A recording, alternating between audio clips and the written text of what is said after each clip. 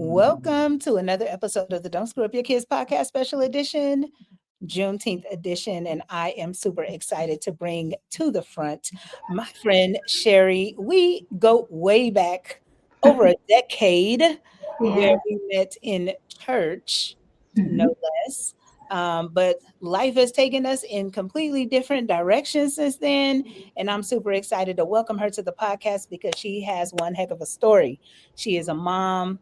She is a businesswoman. She's been doing major things. She's overcome some pretty high hurdles, but has done it with stride. And I'm super welcome. I'm excited to have you here. Oh, I'm excited to be here. Thank you so much for even thinking of me. Yes. So tell us a little bit about your story. I know you said you were raised in Inglewood and Chicago. Where were you born? Mhm. You were born I was where? born in Inglewood, right at Martin Okay. Luther King Jr. Hospital, so right in the middle of it. Yeah. So born and raised really in California, but my dad moved to Chicago when I was 3 to take care of an aging aunt, and he just stayed there. So him and my mom separated, and so since I was in elementary school, I've been going back and forth. Wow. Yeah. That's amazing. If you had Yeah. to choose one, which one would you prefer? I love my dad and I love the people out in Chicago. If I can put the people in Chicago in the California weather, then it'd be the best of both worlds. But I tell my dad, I'll see you in spring going into summertime and fall before winter starts. I cannot do those winters. If I have to choose, I'm not ever doing it again. Understandable. Yep.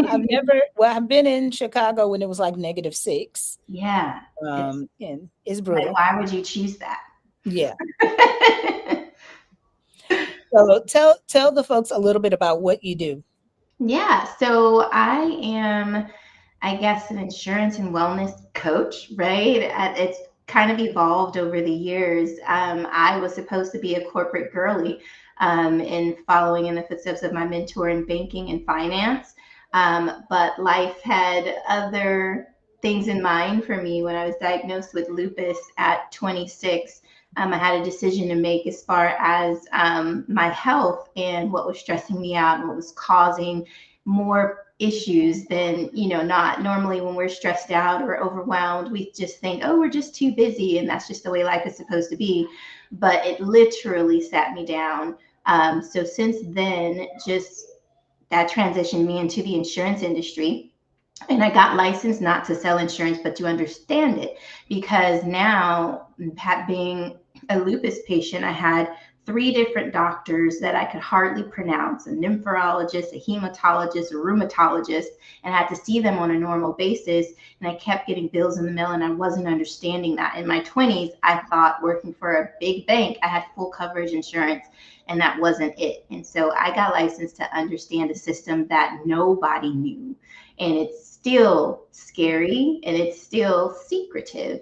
The surprise billing that continues to happen. And so I made it my business to share with people what insurance was, how it actually works, and what you're going to be covered for in the event that something really happens to you, rather it's catastrophic, an accident, or, God forbid someone passes away. And so the last 11 years, that's what I've been doing. And in the meantime, that also led me down a path of, finances and healing your body from within. Your body wants to heal. You just have to give it the right things. And it took me a while to understand that. And I did it on accident, trying to clean out my own body because I didn't want to take those medications that they said I were going to have to take for life. And then, health and finances to me go hand in hand. Most people are financially stressed. That shows in their health.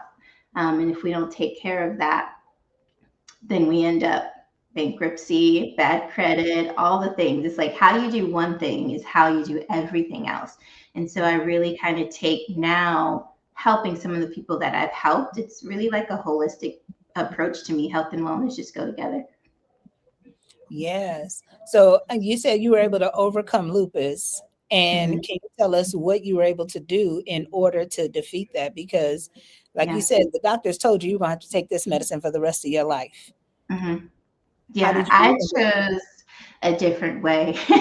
So my nephrologist, the first thing he told me was, you're going to need to take Plaquenil, hydroxychloroquine. Those were the two things that he said I was going to have to take. And I said, well, how long? And he said, forever. I said, well, what are the side effects? And he said, well, he started just listing them off. And then I said, well, wait a minute, but what if I want kids? And he said, well, I wouldn't recommend that because it's going to make your kidneys worse and you're going to end up on dialysis. And he was speaking facts from what he understood, because he did have a patient who was pregnant and ended up on dialysis currently in that situation as he was telling me this. And I just decided, I said, you know what? I appreciate your medical expertise and advice, but I want to try something different. And I told him, I said, give me 3 months, give me a quarter to figure it out. And I literally just reset my system by, I fasted and prayed, right? That was the first thing. And I think through that fasting, I actually started feeling better and decided, okay, well, let me look up, lupus and health and all the things. And so a lot of people were giving me inflammation diets and food that you should eat and shouldn't eat. And so I came across a study where it was a raw food diet, right? Eat the foods that were given to us by the earth. So that's what I did for actually the next 6 months. And so I saw him in those 3 months and my numbers drastically decreased. And I said, well, I'm going to continue doing what I'm doing. And if you feel like you need to give me that prescription paper just to make yourself feel better, go ahead. I'll take it. But I never filled it. And I just kept going that way. And then once I got pregnant, my baby girl came. And after that, my baby boy came. And after that, and the miracle in all of that is when I was pregnant, I went into remission. There was no inflammation anywhere throughout my pregnancies with either of my babies. And I can't say that will happen for everyone. And my daughter, she got me out of my raw food diet because she wanted beef. So I had burgers while I was pregnant with her. And I wasn't perfect throughout this thing by any means, but I made it a point to put my health first. I quit my stressful job. Right. And so that then financial stress came in. And at the time I was married, so he was still there financially for all of us. But, 2-income household was better than a 1-income household living in California. But I just decided to take my health into my hands because we know that physicians practice medicine and they don't always get it right. And you are your best advocate. So I took that to heart and I did what I could. And I fed my body what it wanted and none of what it didn't want. Wow. I was going to ask you if you're still raw vegan. It's tough, but I think that once you get in the practice of it, you become accustomed to it. You do become accustomed of it. And sometimes I actually can go days without eating meat and not really notice it.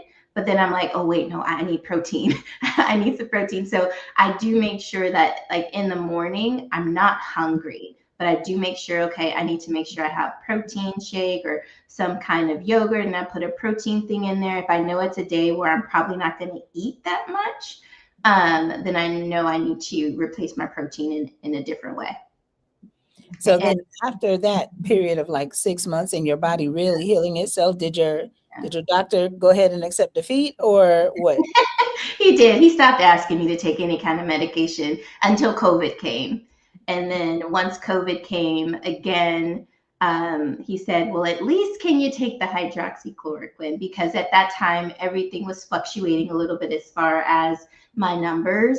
But it was nothing that rose to the occasion that I felt like, okay, I need to take some medication. It was, okay, Sherry, you need to get back on making sure that you're eating well. Because when I ate well, everything ran properly. Then when I wanted to, have some dairy or some fried chicken, everything in moderation, yes. But once I got back on what I knew I should have done to heal my body, everything was fine. And I still to this day have not taken any Plaquenil, have not taken any hydroxychloroquine or anything.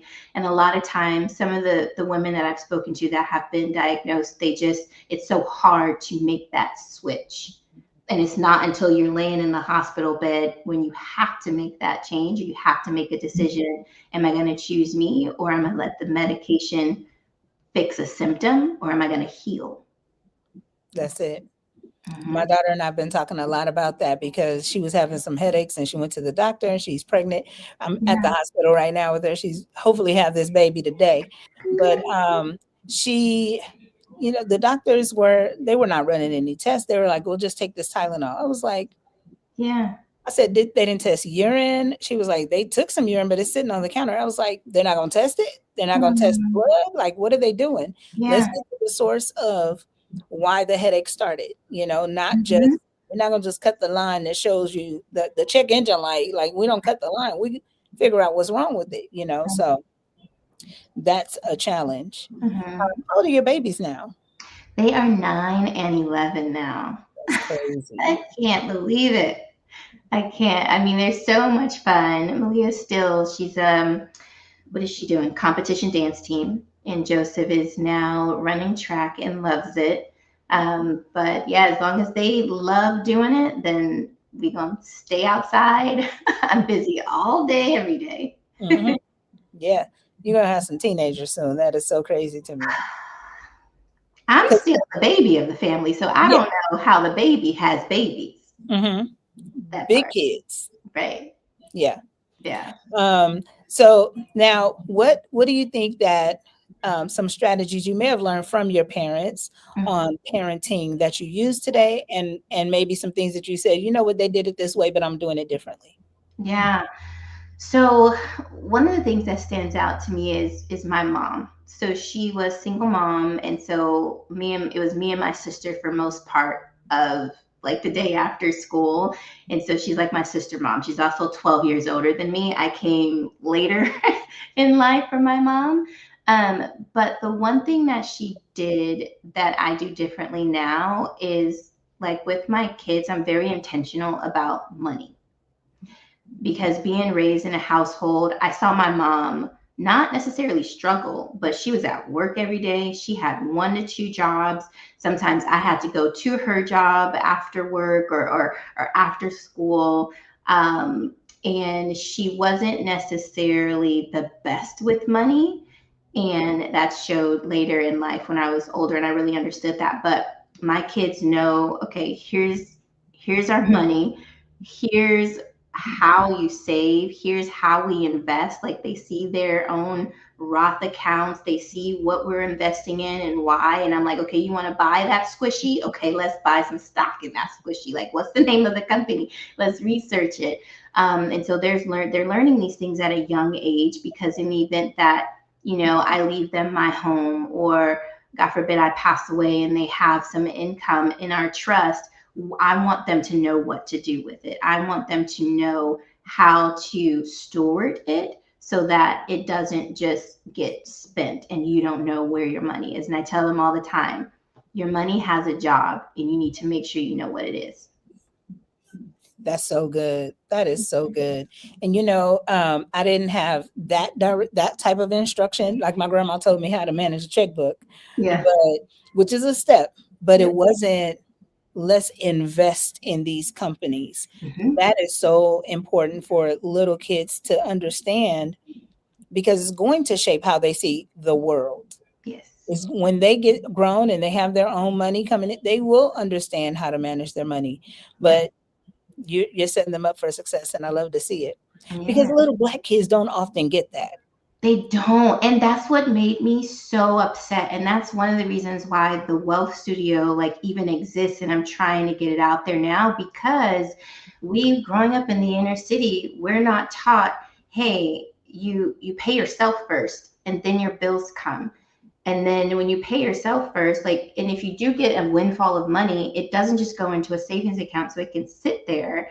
Make your money work for you, make it grow. Every penny that you earn should have a job. And if it doesn't, you're going to end up, spending that money and then look at your bank account and be like, wait, where'd that money go? Hmm. You should never have that thought. But so often a lot of us do.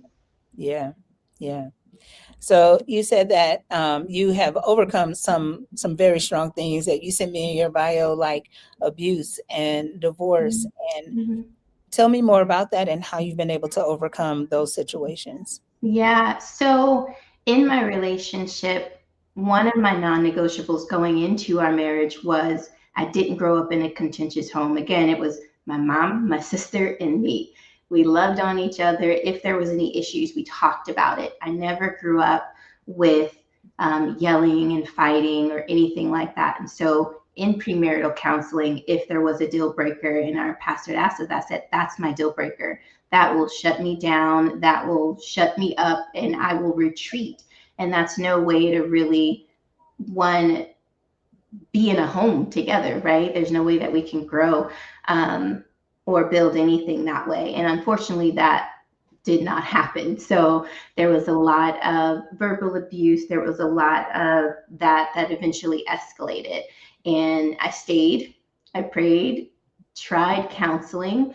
But then at the end of it, by the time I grieved my marriage to leave, I had already had made the decision before I actually left. Because a lot of people, they think, oh, you're now announcing that you're getting divorced, but yeah, you might just find out. But I've known for a year and tried to prepare myself emotionally that this was not going to be long term.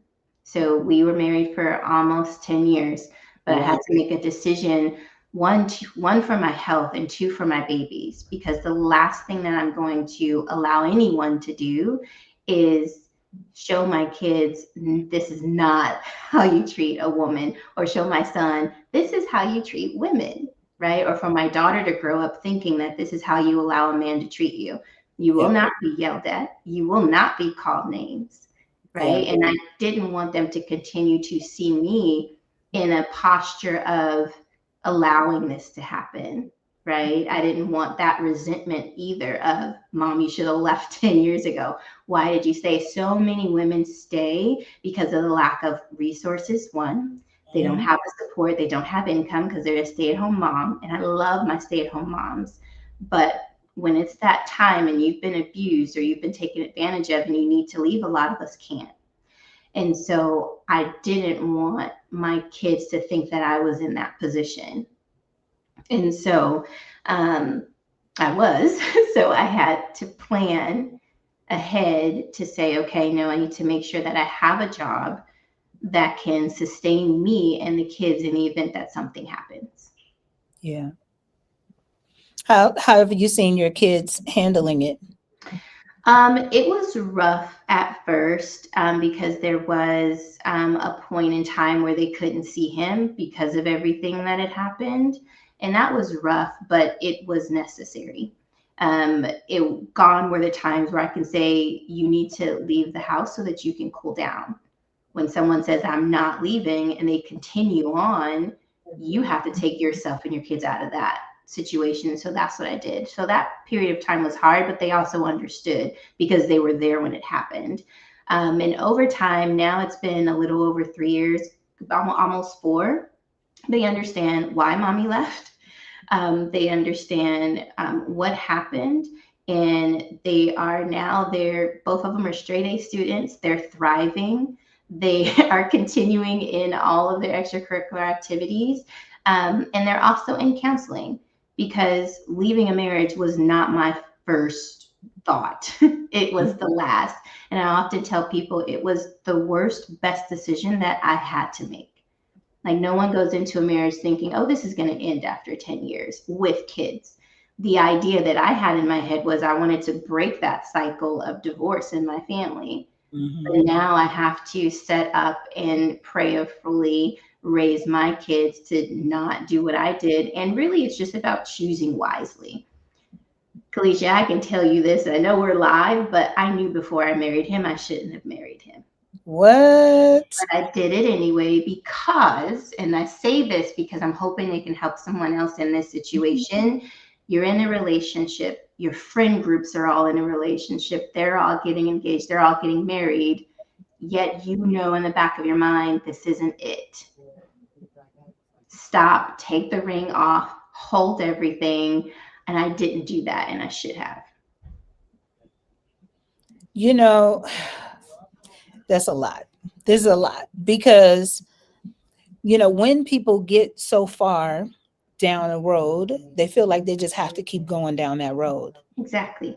And because everybody else's expectations, everybody else expecting Mhm. them to go down that road, Yeah. and so that's the thing that changes everything.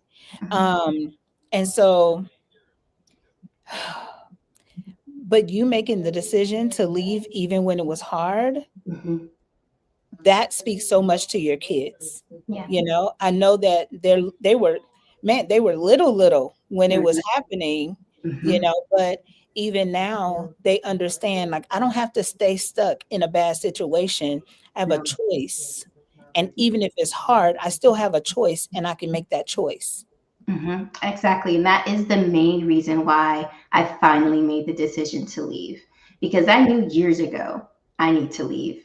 But I stayed because at first I said, I'm going to stay because of the kids. And then my health started getting worse. And then I said, okay, no, I have to leave. And then an event happened. I was grabbed and I said, oh, so there was no tears involved in my decision at that point. And once we left, I said, I'm making a choice to end this now, not only for my kid's safety and my safety, but also his. Don't forget where I grew up. So I had to make sure that I was not put in a position where I was going to come out of my character and then be wrong as well.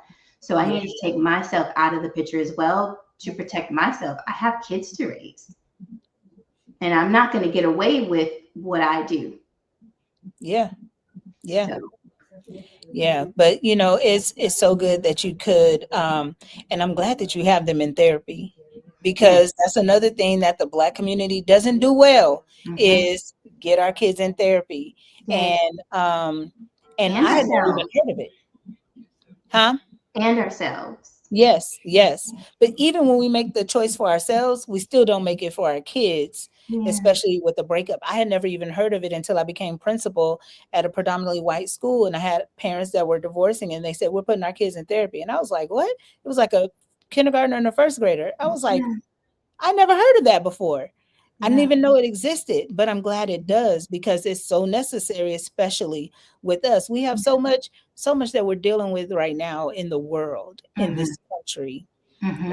And to be able to have at least this thing be stable, and to have some home be stable, and to have some therapy for the things that are unstable, so that when you go to school, you may deal with some challenges at school, Hmm. you can handle it and you have people to talk to.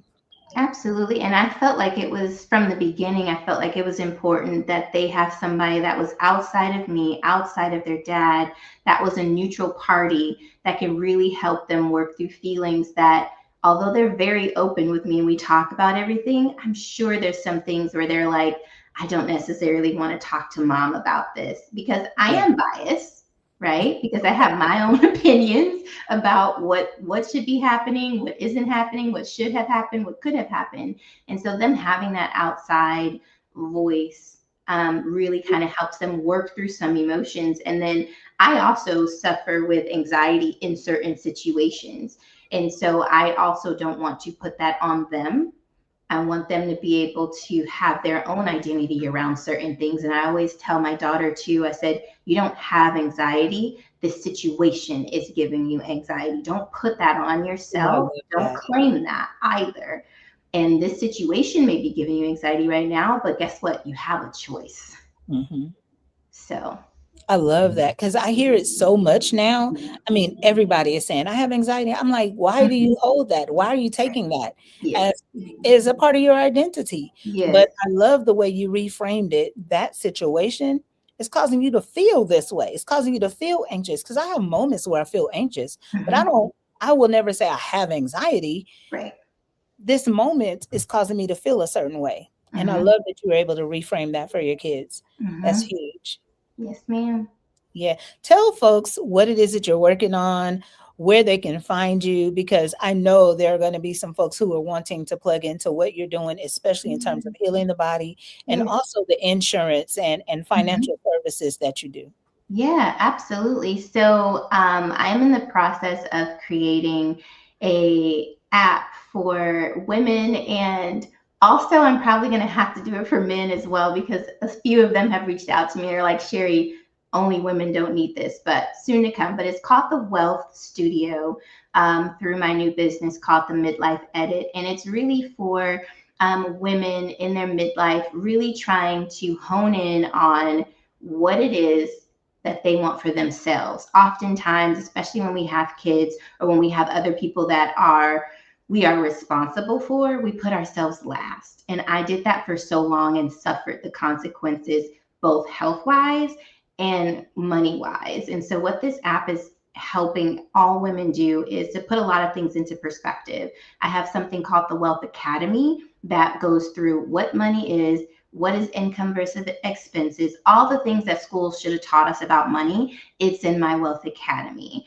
I also have nutrition. I have meal plans. I have an AI agent that I've been training over the last year that you can ask them any questions about what symptoms that you have, or what you may be dealing with, and they can put together a plan for you. Workout plans, right? Us as busy moms, I know me, I need dumb dinners, something that I can put together 4 or 5 minutes, toss it in the oven, go take a shower, come out, dinner's ready. Yeah. And so that's kind of how I built the Wealth Studio there, with health, wealth, and nutrition tips and advice, and also being able to help put together a plan. Like, I can't put together an individual plan for everyone. So I've trained my AI to do what I would have done. And now it spits out a budget plan for them. It spits out based on how much you want to save or invest, or you're trying to buy a home, but you have a 530 credit score. Here's what you need to do over the next few years in order to get to where you need to go. Here are also the resources available to you that you can utilize, down payment assistance, etc. You want to start investing? Here are the resources in order for you to start doing that. You don't need a lot of money to start. Start putting $5 aside there every month and look at what happens over the next few years. You have kids? Here's where you need to start. There's an AI that spits out games for you and your kids to play based on their age, right? That are age appropriate. So it's going to be so amazing. I'm so excited for people to join, come in, play around, and it should be ready to launch in a few weeks. I just have a few more courses I need to finish behind the scenes, and right now they can join the wait list, and you can join me on Instagram at Midlife with Sherry. I love it. And that's SHARI. SHARI. I love that. Well, thank you so much for taking the time to hop on here with me. Yes. Um, and I will definitely be calling you now that it's funny because I still have you saved in my phone under P4CM. Yeah. And is it still her number? But Yep. I'm only going to be in contact with you because I'm working on something dealing with parents in schools. And I Okay. think that your app would be perfect for them. I And love so we it. may need to partner on something like that. Okay. Absolutely. But I wish you much success. Keep taking care of those babies. Thank Um, you so much. and And you you keep know, doing what you're doing too. This is definitely needed, having the conversation, and I'm going to be tuning in to listen as well to all the conversations that you have. This is definitely needed, especially in our community. thank you. Well, have a happy Juneteenth, the rest of your Juneteenth, Absolutely. and kiss the babies. You too. And hopefully you're kissing your new grandbaby soon. Oh, I'm waiting. I'm waiting. Yay. Fingers closed and Awesome. eyes crossed. All right. Okay. Have a good one. You I will be back in 1 minute with our next guest.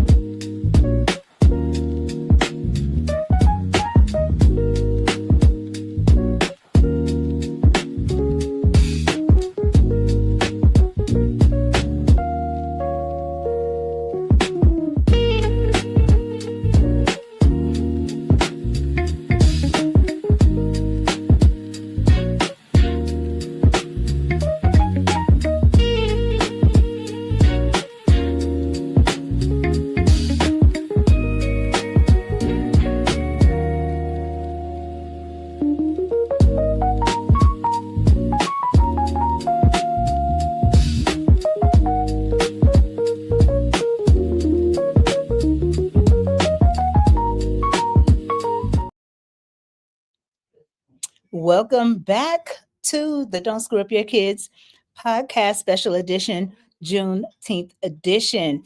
And I am super excited to welcome to the line two of my favorite people in the world, Kim Newman and Nate Newman. These are one of my mentors and one of my coaches in my travel business. But what I love most about them, they are obviously married 28 years in the game, and just really living a lifestyle that is a role model for everybody. Raised four children. I'm not going to tell their whole story because I want them to share some of it, but they've become bosses in entrepreneurship after mastering what they did on their jobs. And so I want them to come and share how they did it while also raising kids and just doing great things. Welcome to the podcast.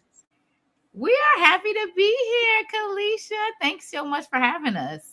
I'm so excited to have you all. So tell us a little, let's start with career. Tell us what you all have done career wise and then where you are today. Okay, you want to start, Newman? Go ahead, ladies first. Oh, you want me to start? So from the beginning, I'm kind of driven in the way I went to school, studied accounting, became a CPA, and got married. Before I got married, I actually had a daughter, Jade. So she was born when I was 21. I was still in college.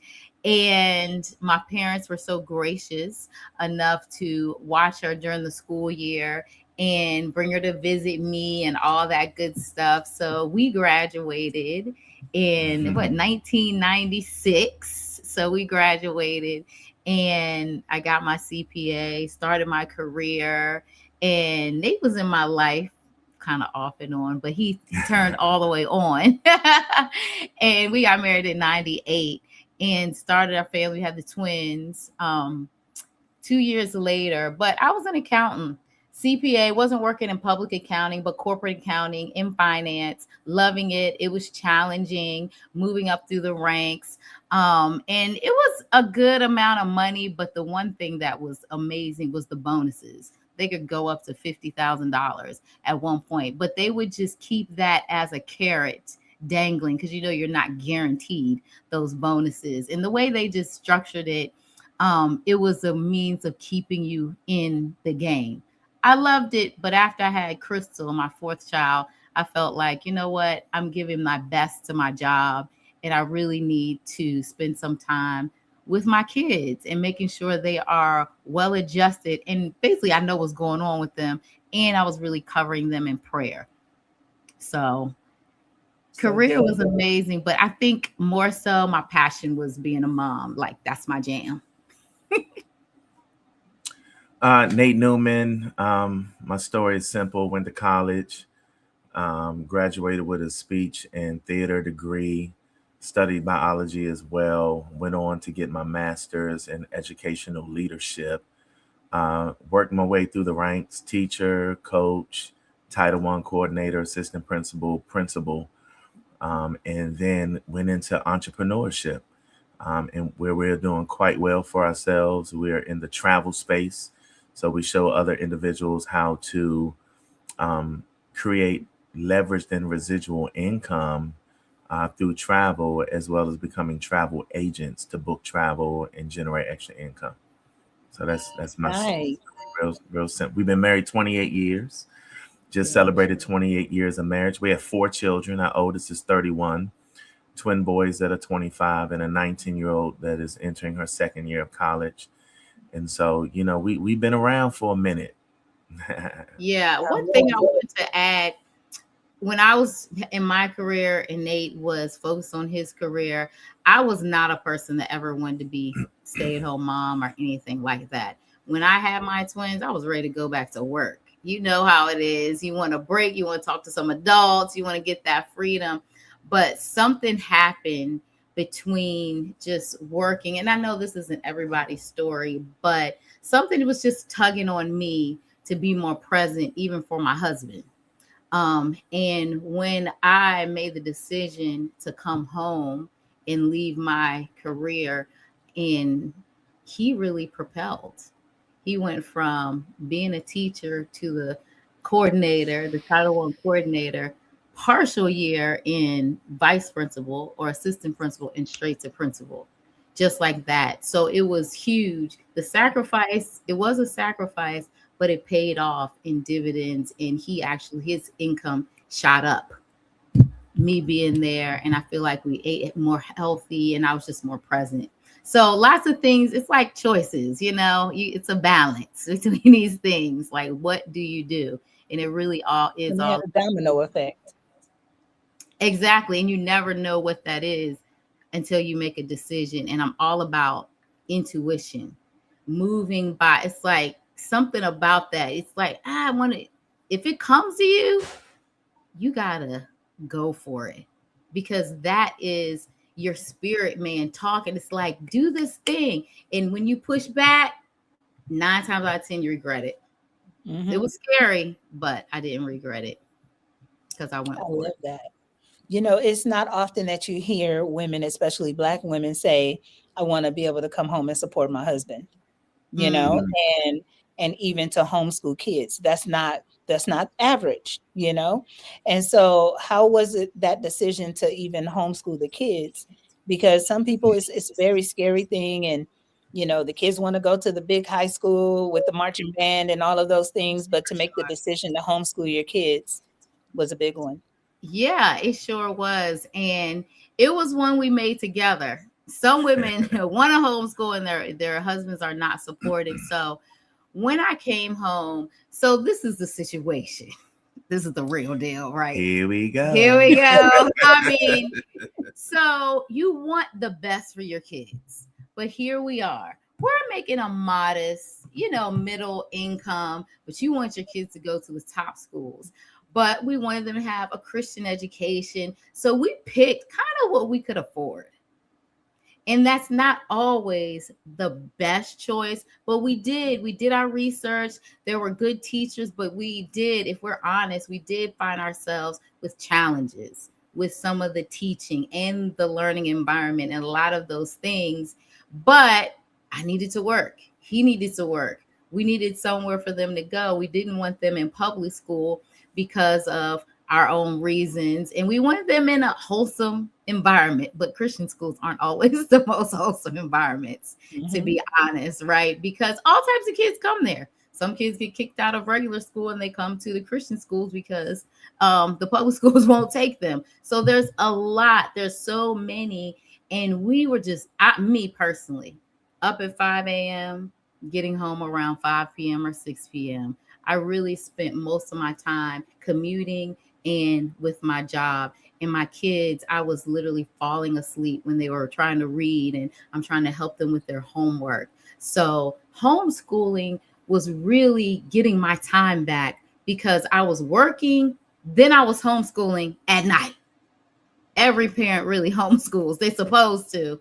And this time I just say, these are the hours where we're going to have school, and then we're going to really have family time, and I don't have to be a teacher all day long. But it was a spiritual thing. So I just felt it in my spirit. It was like, Kim, go ahead, you want to say something? Let me tell you something. When she first came to me, now I'm an educator, and she started talking about homeschool, and I was like, there's great schools that they can go to. Like, our kids were in private school initially, and I was like, there's even some great public schools. Like, we don't need to homeschool, da da da da da. And I was kind of opposed to it in the beginning, but it's crazy how, well, first, we're believers, we're Christians, so we're led by faith. And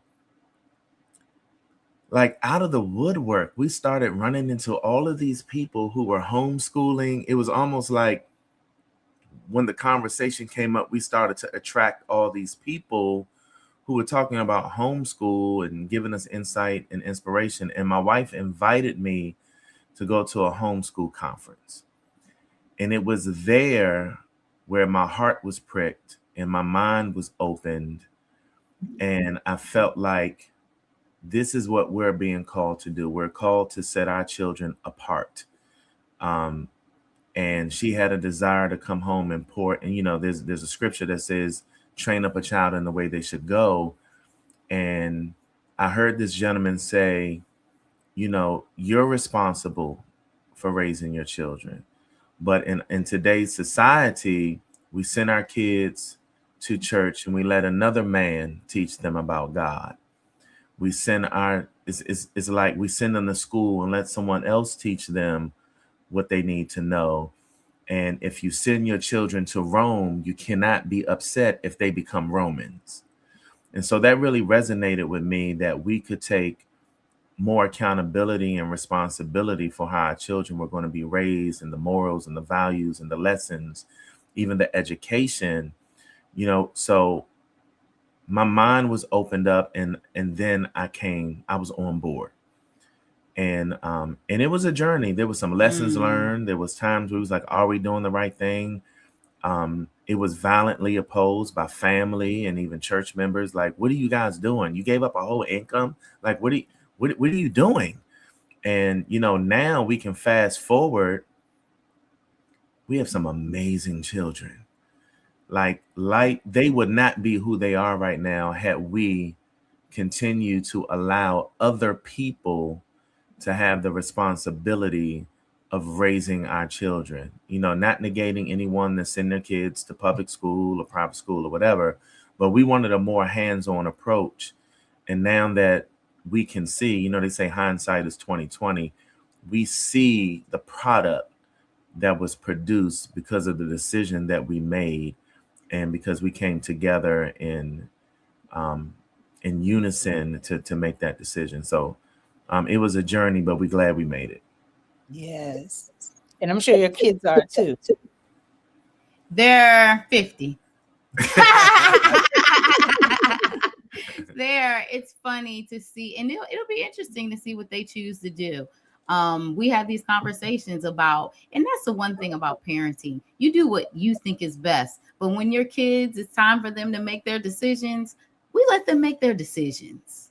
We do the best that we can. And I know my parents, when I decided to homeschool, they were supportive. They didn't feel like, oh, what I did wasn't good enough. And I appreciated that. So it's a lot that comes out of that. And the main thing about homeschooling is you are really building relationships with your kids.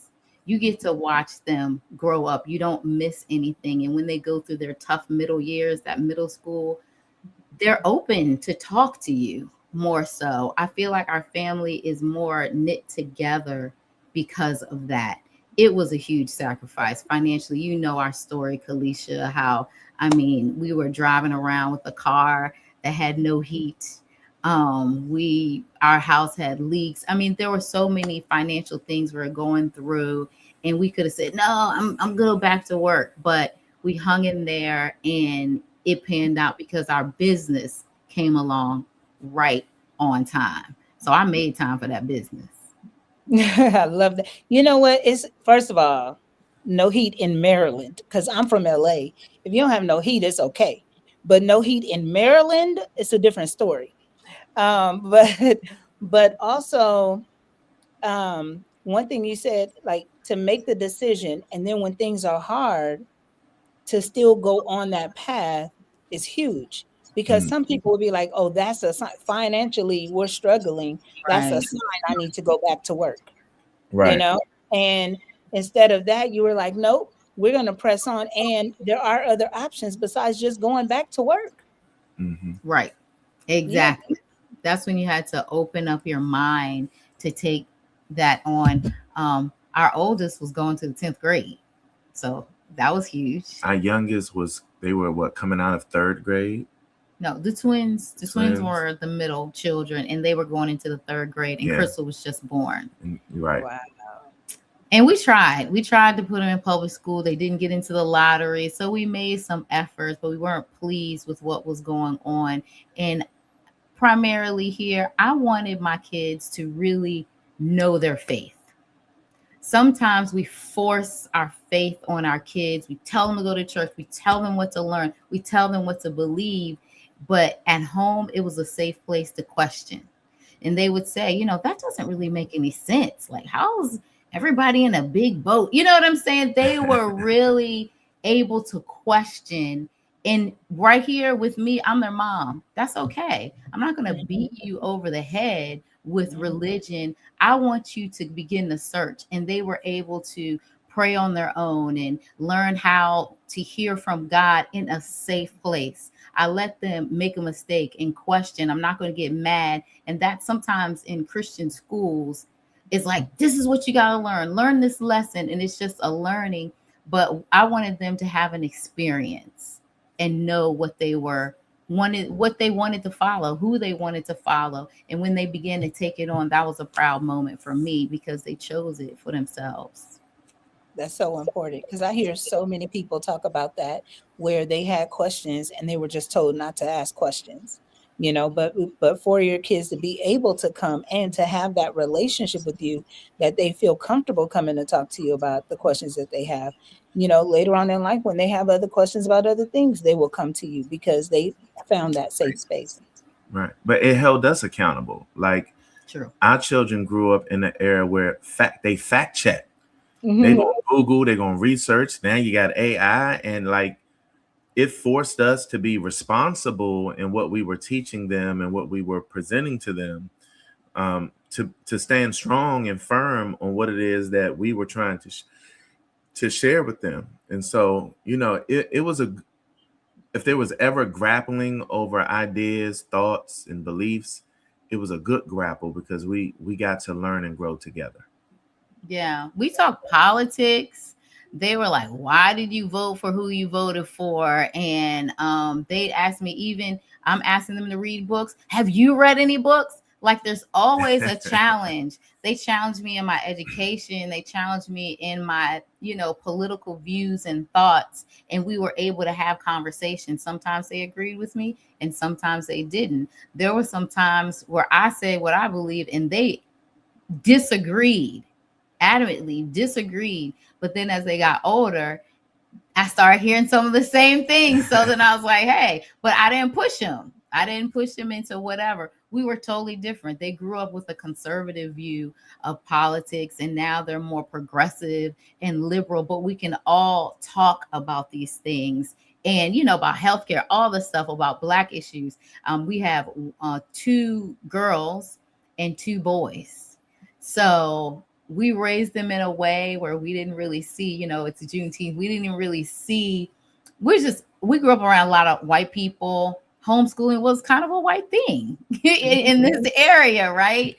And there were some Black people, but then, so they were like really friends with everybody. But then when they went to college, it was a different thing. Different experience. And, and they began to say, okay. We understand. And some of the things that came out of their mouth, I was like, okay, I see you getting your experiences. And I try not to be all shocked because I want to stay in their lives. I want to stay getting that information, right? Mm-hmm. But I'm telling you, it's good to see. But that relationship was built and they feel safe. And don't tell me everything. I know that. But even now, one of the things that come to mind, I remember my wife called me and was like, these boys are off the chain. And I was like, you know what? No TV during the week. We nix television, right? They need to be focused. And the only things, and correct me if I'm wrong, that they could watch after that point was either the History Channel or CNN. And little did we know how much that would shape who they would become.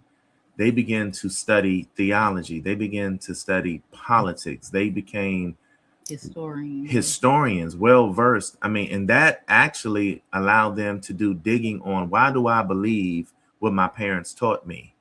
There's one very controversial thing as Christians that people go back and forth with is, like, we're Christians. We believe in Christ. We're not, I grew up Catholic and then Baptist. And when we got married, we went to a non-denominational church. But, we chose not to buy into the commercialism of Christmas. And our children did their own research. And they was like, you know what, Dad? We did our own research and they bought into what we were selling. They was like, so we started our own traditions. We're going to celebrate in our own way and not get caught up in the commercialism. But what happened as a result of that what seemed to be a minor shift in cutting off the TV, only allowing them to look at certain channels and earning the right to look at TV, they became political science majors. One of our sons works in politics. The other one is in the Army, military intelligence, but stays well versed in politics. They watch political podcasts all the time. They send my wife and I information to look at all the time. And I know for a fact that that one decision greatly shaped who they became. So parents, we need to realize that what we allow our children access to, the environments that we create, greatly impact the individuals that our children become. And so, you know, that minor shift had a profound impact, at least on our boys. For sure. That is huge. And I believe that wholeheartedly, because the stuff that kids watch on TV, they're internalizing. And even when they go to sleep with stuff on the TV, it's getting into their subconscious mind. It's shaping what they think about and what they approve of and what's acceptable. Their values are shaped by, they're spending hours and hours watching TV. Of course, it's going to shape their values, you know? And so it's so good to hear how you took that stand and how it benefited your kids. Now, I want to take it all the way back to the 70s. The 70s. Oh, when we were born. Tell me how your childhood was, both of you. Well, okay, I can start. I grew up, my father was a minister, and my mother was one of the teachers at the high school I went to. So I had a very strict upbringing. I couldn't go to parties. I couldn't go to dances. I couldn't really have any friends or anything like that. So that's how I grew up. It was really frustrating. And I was mad. Even my family, like extended family, my grandma would be like, you got to let them kids do something. We would be in church from sun up to sundown on Sundays, and revival during the summer months. So we were always in church. It was very strict. My parents didn't really talk to me definitely didn't talk to me about sex or anything like that. So everything was like off basis. You know what it is. And I felt like, well, I don't need to talk to my parents. I already know the answers. So I read the Bible. I know all the answers. I don't need to talk to them. So there wasn't really a real relationship there. And I have two other siblings. And I think about this sometime, that my parents were Catholic and they were kind of like regular old folks. And then the charismatic movement came, and then they were like, oh, we're on fire, fire and brimstone, Bible thumping Christians. And that was it. And all their kids were going to be perfect little Christian people but we did go to public school. My mother was a public school teacher. But I couldn't do anything. I was pretty good, but I probably was the worst kid out of the three. So they said at the time. So that's how I grew up. My background is interesting. So grew up in DC until about the age of 9 or 10. We moved to what's called Prince George's County, which for many, many, many, many years was the most affluent area for African Americans in the whole country. And, moving from DC to Prince George's County was like the come up, right? And it was a culture shock for me. It was the first time I ever been called the N-word. It was going from a predominantly Black Catholic school to a predominantly white Catholic school. So I went to Catholic school from 1st to 8th grade. I mean, we tried public school half a year in 4th grade. We tried it again in 7th grade, and I got into like 2 or 3 fights, and they shipped me right back to private school. I grew up Catholic for the most part. My parents were Catholic. My parents were government workers. They bought into that dream, get a good government job with benefits. Neither one of my parents graduated from college. And so I was a very outspoken child.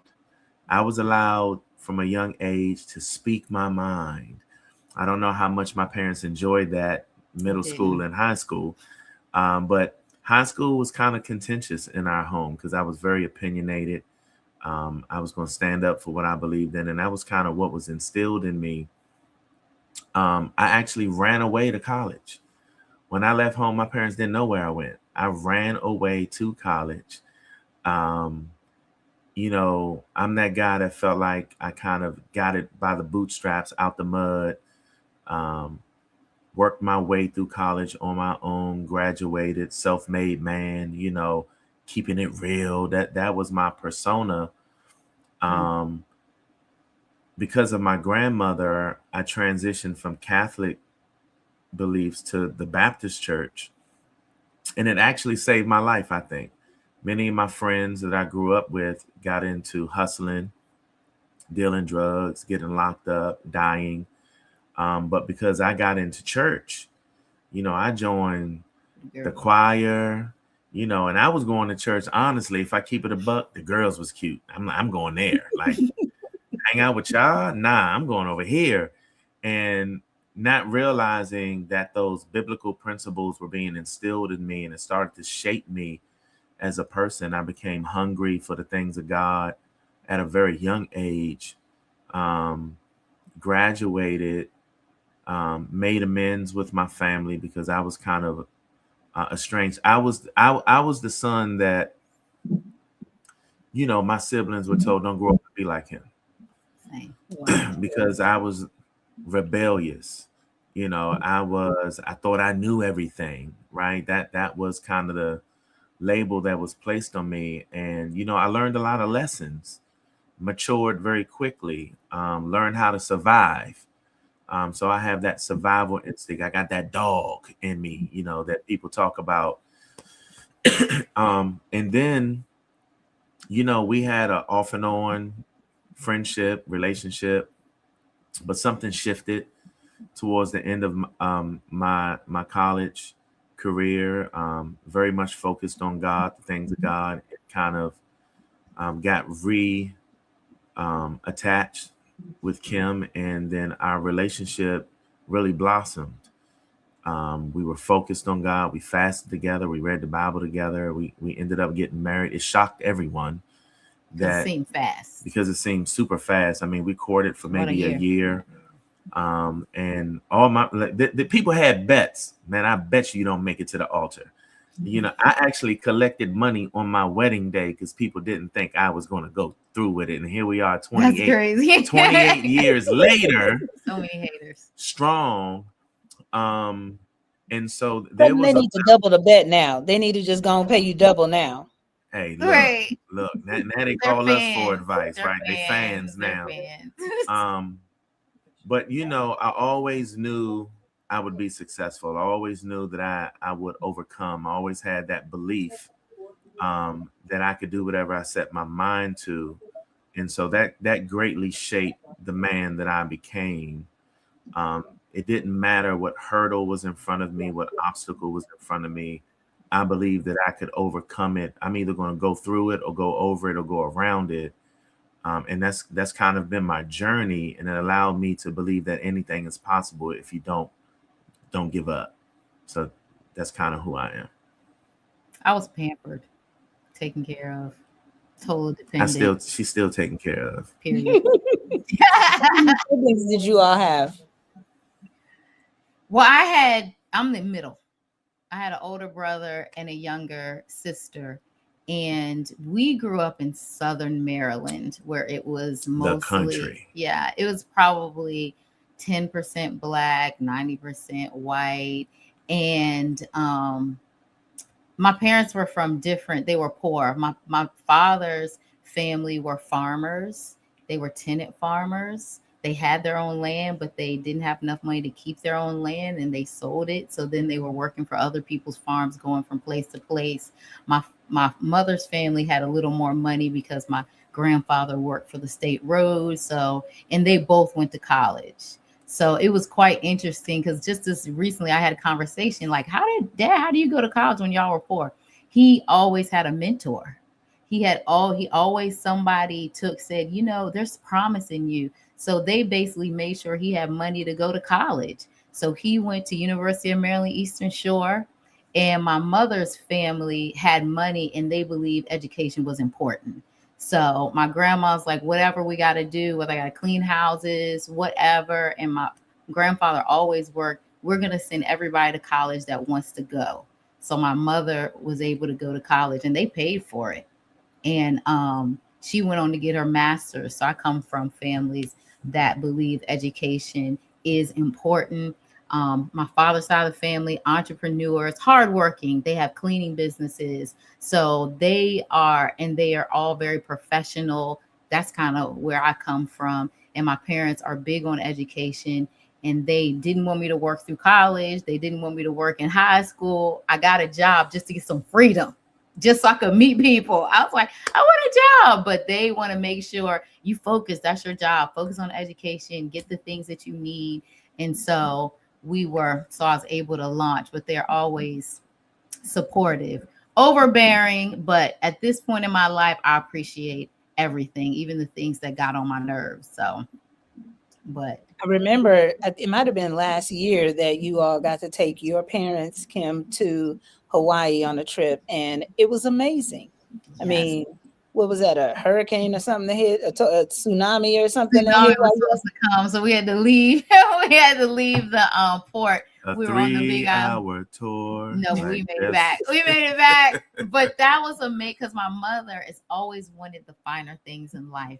But I think we lived, a regular middle class, maybe upper middle class life, but we were never really able to travel. My parents traveling was going to New Jersey to visit this old lady, Mrs. Smith, that took care of my dad when he came out of college. We had to go see Miss Smith, and we drive to Atlantic City and just go on the boardwalk. And we never booked a hotel. Like, I didn't even think that you could book hotels. We stayed in the Motel 6. I mean, we were just riding around all night, New Jersey Turnpike, and looking for vacancies. So if it was a weekend where lots of people were there, we just stayed wherever, and we were just happy to have a pool. So that was my travel experience. They always took us somewhere, but we just drove to New Jersey. We saw Ms. Smith. We went on the boardwalk. We ate food, maybe some amusement parks, and we took one big trip to California. Wow. And we went to Tijuana on a bus trip. Down there. Bus trip. That's crazy. Yeah. I don't recall us ever going on vacation. Y'all never went on vacation. The first time my parents ever went anywhere, I was in college. They took my younger siblings. I grew up with 2 younger brothers. I was the oldest. I paved the way. He was 12 years older. 10 years older than my next sibling. And then I found out I had other siblings later in life. I met my biological father at 38, found out that I had 3 sisters. But they went to Disney World. That was their big trip. We never traveled. Yeah. Travel wasn't even in the conversation. I mean, vacation was a staycation. We was home, so I didn't get to venture out. But the beautiful thing is you've been able to do some things very differently with your kids. Absolutely. Right? So tell me how you made the transition into entrepreneurship and the impact that it's had. My very first experience with entrepreneurship came from an older cousin that I, revered as an uncle because he was that much older than me. He got me into network marketing. I didn't know it was network marketing. I was selling health and wellness products, Pycnogenol, right, which you can get in GNC right now, which is crazy. And then he got me into long distance. I don't know if y'all remember this, prepaid long distance cards, right?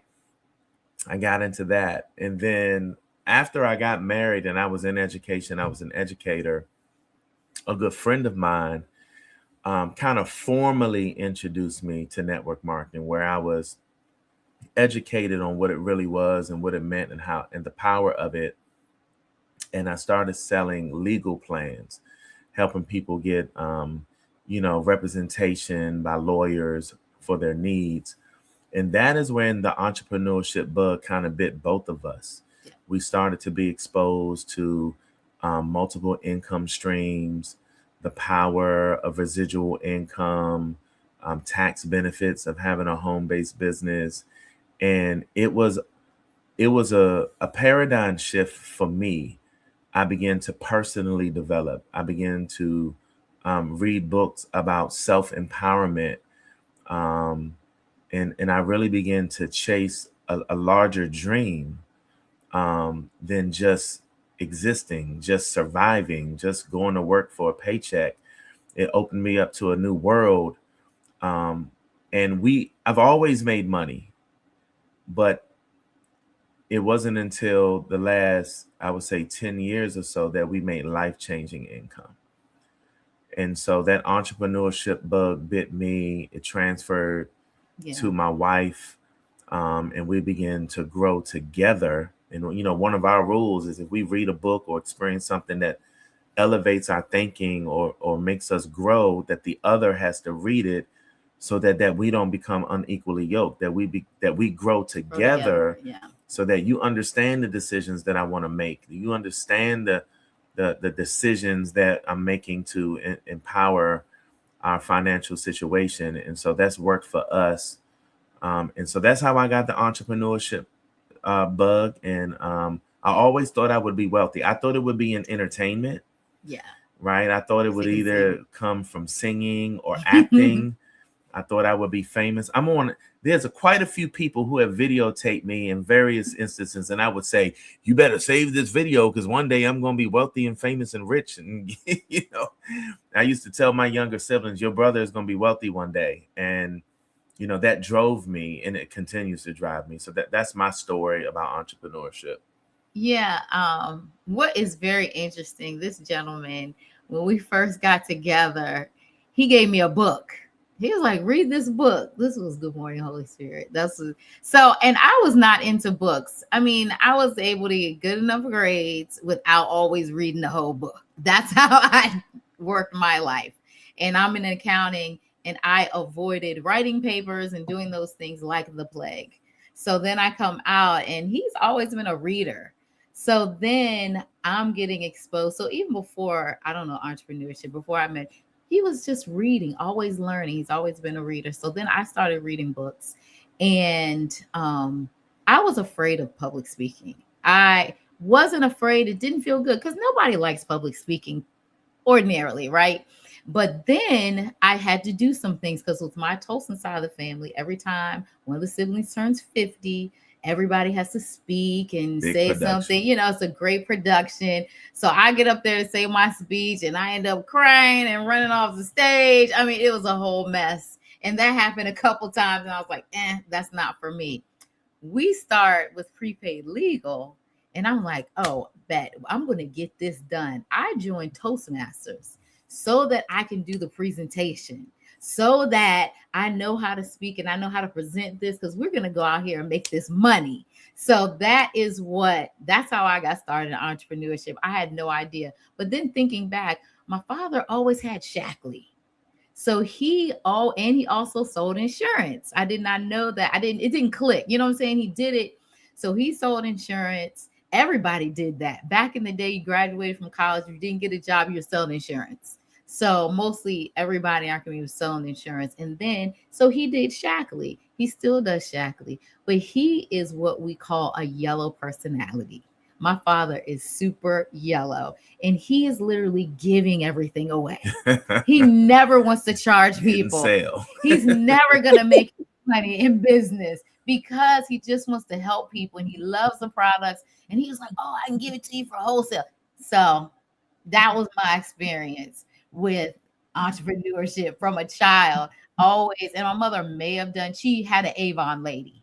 So I knew that she had an Avon lady. She did interior design, whatever that one thing was called, Tupperware. So she definitely had parties. Most parents had them parties in the house. So we always had Tupperware. Some of y'all got Tupperware in your cabinet right now. Right? So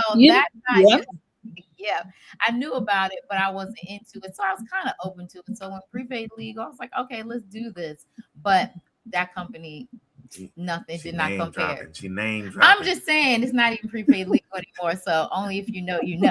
So, but the way I saw the company run and the team was run, it wasn't like this one. I feel whole. I feel like I'm aligned with who I am and what I want to be a part of. So I did take a break because that prepaid legal situation, we went hard. I feel like we went hard in the paint. We were going to every meeting. We were, doing the thing, and we just didn't get it was a hustle. It was a grind all the time, and it never paid off to the point that we need. And we had external influences, negative influence. There are people around us who just did not like network marketing, people that were influential in our lives. And it was just like, you're doing the wrong thing. You're oppressing people, and it's a pyramid. And they were really pressing down on us. And then we went into product sales, and I didn't like that. So I was just like, this may be not for us. But when travel came along, hey, we definitely wanted to travel. We had just bought a timeshare. So now I feel enters when I got to know you guys, you were in this travel company, and my best friend and also my sponsor in the travel business was a teacher at the same school with Nate Newman, and she overheard some conversations that got her interested in learning more about this business. And so, tell me how you end up making the transition to travel. Well, I have a really good friend that I met at the government printing office. Like I said, I did work federal government for about 6 years. And there I met a gentleman who became one of my best friends in the world. And when I became a principal, he shot me a text message that said, "Hey, Nate, I know you're doing your principal thing, but I found something that I think can really afford us the opportunity for financial freedom." And based off of the relationship, I took a look, and I almost missed it, Kalisha, because I told my wife when I went, I said, "Look, I ain't signing up for anything. I ain't buying nothing. I'm just going to see my friend I haven't seen in a few years." And then a few moments later, brought it home. I said, "Baby, I think I could kill this. It's travel. I get to sell fun. I get to sell recess. I think I could kill this." She said, "Let's give it 18 months.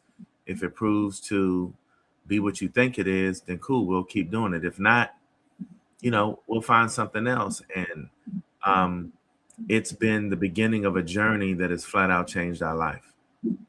Yeah, I would say my thought, we had done several things. And the last thing, the goo. So I was okay. There we go again with or the the juice. I said it was a nutritional. It was a gel nutritional supplement, is what it was. Okay, it's not good. Okay, I knew what she was talking about. Yeah, it was like a jelly, gooey thing that you take for vitamins or whatever. But that's beside the point. This is how. So after all that, like I felt a little bit burnt out after the major, the legal plans. I felt like, okay, this is just too much. And then, but Nate loves this industry. He thrives. He's a great leader. I mean, he's in his element. It feels right. So I could never stop him from being an entrepreneur, especially in network marketing, because he was alive. He loves education. I mean, he was in there. He's good at it. Let's say he's a great leader. But when it came to the business, you could see a spark that he didn't have for education. And the education was kind of weighing on him because a lot of politics and stuff in that. So I said, go ahead, do your thing. But when all the products are building up, I'm like, look, why don't we do something like travel? I said, that makes sense. That makes sense because you're going to travel anyway.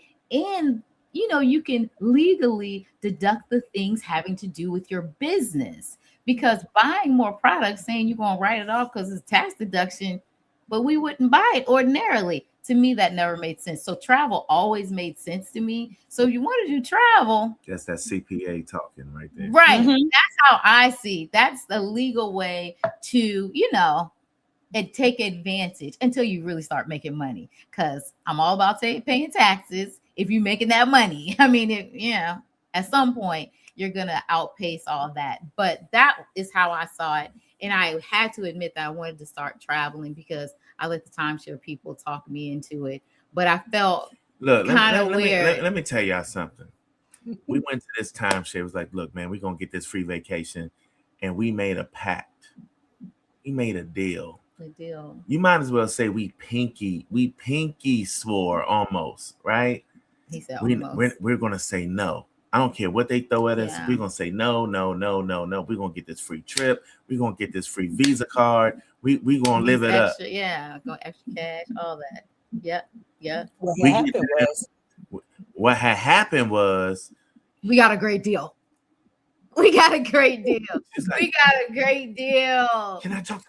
Let me talk to my husband for a second. I'm we like, here we go. We said no. I stuck to my guns. I was like, no. This one here. Okay. I don't know. Do you know anything about these timeshares? We have paid off our timeshare at this point. We didn't have a lot of money, but our timeshare was $350 a month. Look. Wait, man, it's a great deal. Do you know how much our maintenance fees are? $400. People spend these astronaut. I had to do it. We use it. We leverage it. It's been a great thing. I'm just saying. Initially, we had a pact. We had a deal. And 2 weeks later, you know how that meme goes? A few moments later. Mm-hmm. 2 weeks later, we was in travel. Like we didn't really. Yeah, I felt bad about that at that point. But we did. I was like, we have optimized it since we bought it, and it's paid off, and it's ours now. We definitely leverage it. It's a good thing if you can afford it, and we did get a good deal. I would say we got a great deal. However, we had a pact, Kalisha. But I love the fact that Kim was able to get her way at the end of the day. Yeah, let me talk to my husband. He worked my magic. Yes, exactly. And that is a sign of travel. Yes. So that's how we got into entrepreneurship. I simply love this company because of the leadership. They move in integrity, culture, and the culture. I'm just like, I'm all about it. I'm all about freeing our community. I'm all about putting people in position to win in a major way. Big ups to you for helping people to raise amazing children, looking to the future, going to school off our mistakes. So I just want to put out I have a mom's group. It's called Garnering Grace. Shameless plug. Here we go. It's called Garnering Grace for Moms. So it's through our church, Zion Church. But there's an Anywhere campus where anybody can plug in, Keith Battle.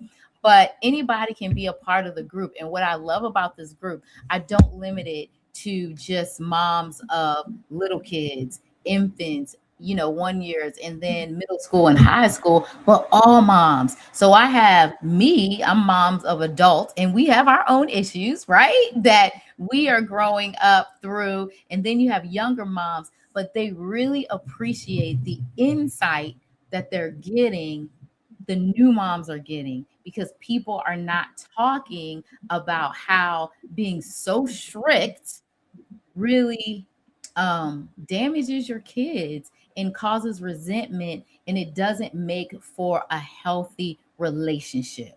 So sometimes, and just the other day, it's like they have to be free to be different, free to be candid with you, free to be vulnerable with you, and free to make mistakes. We thought we were going to make our kids perfect, and nobody's perfect. And guess what? We're not perfect. And that's why parenting is hard. It's hard because the people doing it, everybody involved is imperfect. They're all flawed, and we're all learning and growing together. And that's the basis for the group. So if you check out, send me a message on Tripping with the Newmans, I can send you an invitation to the group because it really is good. It's helping us not to get so caught up and frustrated and rushing our kids around and, being on our agenda and letting them lead a little bit. It's okay because they're actually people.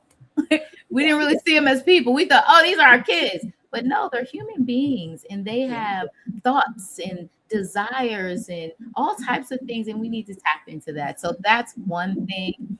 Um, just being an entrepreneur is giving me freedom to have these thoughts and do some things. Even like you're able to do this. It's on your heart. But if you are working a 9 to 5 all the time, you probably couldn't even dig into the thoughts that you're having and why you were created, why you made your mistakes, why you had your successes. So I applaud you for that. I'm excited about where, entrepreneurs are going and really changing the world. And we're making money. The more money you make, the more audience people going to listen to you, right? You got to have success. And the thing is, when you try to control what kids do and you're super strict, they just find more clever ways to get away with whatever it is that they wanted to do. They will find a way. It's not that and for what benefit? Then they'll probably have some regrets on it too, because when they finally get a chance to get away and do something, they may do more than they would have done had they not, been so restricted. So it's so good to be able to have parents having those conversations, because we weren't raised. We didn't. I always say that after prenatal classes, there were no more instructions on parenting. And those prenatal classes were about how to get your baby to latch on and take care of the umbilical cord. And after that, there's no more instruction. And so we have to share our own mistakes. We believe parenting's like when your children, they're these springs. And you can either let the spring go and they're gone, or you can let the spring go like this and they stay right there with you. And so we've learned how not to be so abrupt and so quick to just, let that spring fly away. We definitely put some parameters in place and some guidance in place so that when you let the spring go slowly, they don't go that far, from you. But they still are free to experience their own process, their own journey. And one of the things my wife has hit me to is, children are given a board of directors. They call parents, grandparents, aunties, and uncles. But there comes a time in life when children get to dictate who they want their board of directors to be. And we're so fortunate to have children who have decided to ask us to be on their board of directors. They consult us. They seek us for their advisement. They want our input. They want our guidance.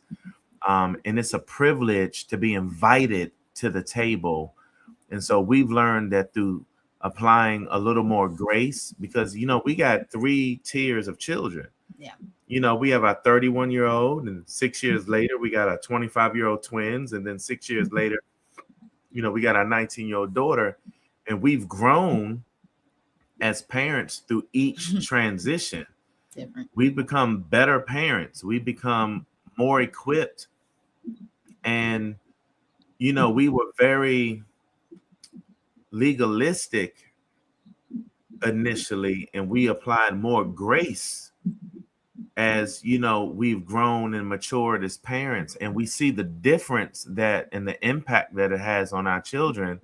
And the version of us now is the best version that all of our children get. But we definitely learn some lessons along the way that we share with other parents and young parents, how important applying some grace, right, to what we do, and that there's multiple ways to help children navigate this thing that we call life. We've made mistakes, but we've learned from them. Like you said, there's no handbook that you get when you take what your parents did and you do your best to improve upon it, and you go with that. But we've been able to glean some major lessons through applying grace in parenthood. I love it.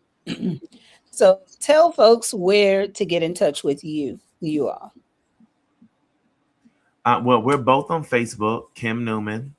Nate Newman. I'm on Instagram, Nate Newman Speaks. So you can get me there. We also have a TikTok called Tripping with the Newmans. We also have a Facebook page called Tripping with the Newmans where we go live. It's not an official podcast yet, but it's podcast-ish, right? Where we share our lives, we give you some insight into who we are. When we travel, when we do business, as we parent, we talk about life issues and our perspective, and it gives an opportunity for people to really glean, from our experiences and our life. And so you can connect with us, Facebook, Instagram, or TikTok. Again, Tripping with the Newmans on Facebook and TikTok. Kim Newman 6. Kim Newman 6 Instagram. on Instagram, and Nate Newman Speaks on Instagram. And TikTok is Kim Possible. I pretty much do like dances with Crystal on. Look, they're going to start a podcast-ish called, what is it? We don't have a name for it, but Crystal came up with that Dirt That Hurt. Dirt That Hurt. Like dirt. Moms and daughters talking Ditching about the dirt. real the dirt of that hurt. how to come together, how to talk, how to communicate, how parents can help their children, how children can help their parents, and just talking about It's real like, life stuff. It's good. It's Because good. Crystal info. gets to get all, she gets all the information, even the stuff I don't want to talk to her about. So, like kids that may not want to talk to their parents about certain things. So we're going to talk about those things that the parents don't want to talk about. You got to talk about it. I'm telling you. And I tell young parents, don't wait to start talking about sex when they 6 and 7. Even if it's uncomfortable. Right in there, right in that pocket. That's when you got to do it, because you're late. If they're 9, they already know what somebody else taught them. Yep. And I tell my parents, whoever tells your child the truth first has their heart. Yep. You're losing them. When you don't tell them the truth, when they get some truth from somewhere else, that's the person that they're going to admire, they're going to trust, and they're going to be led to.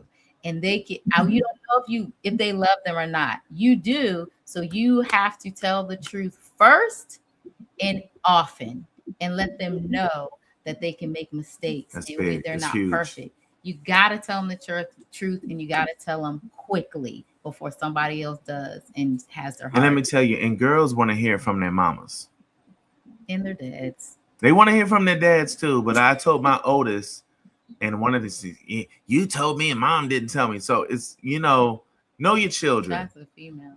Right. That's, but have the open communication. And what I love about our youngest, who's received the most grace.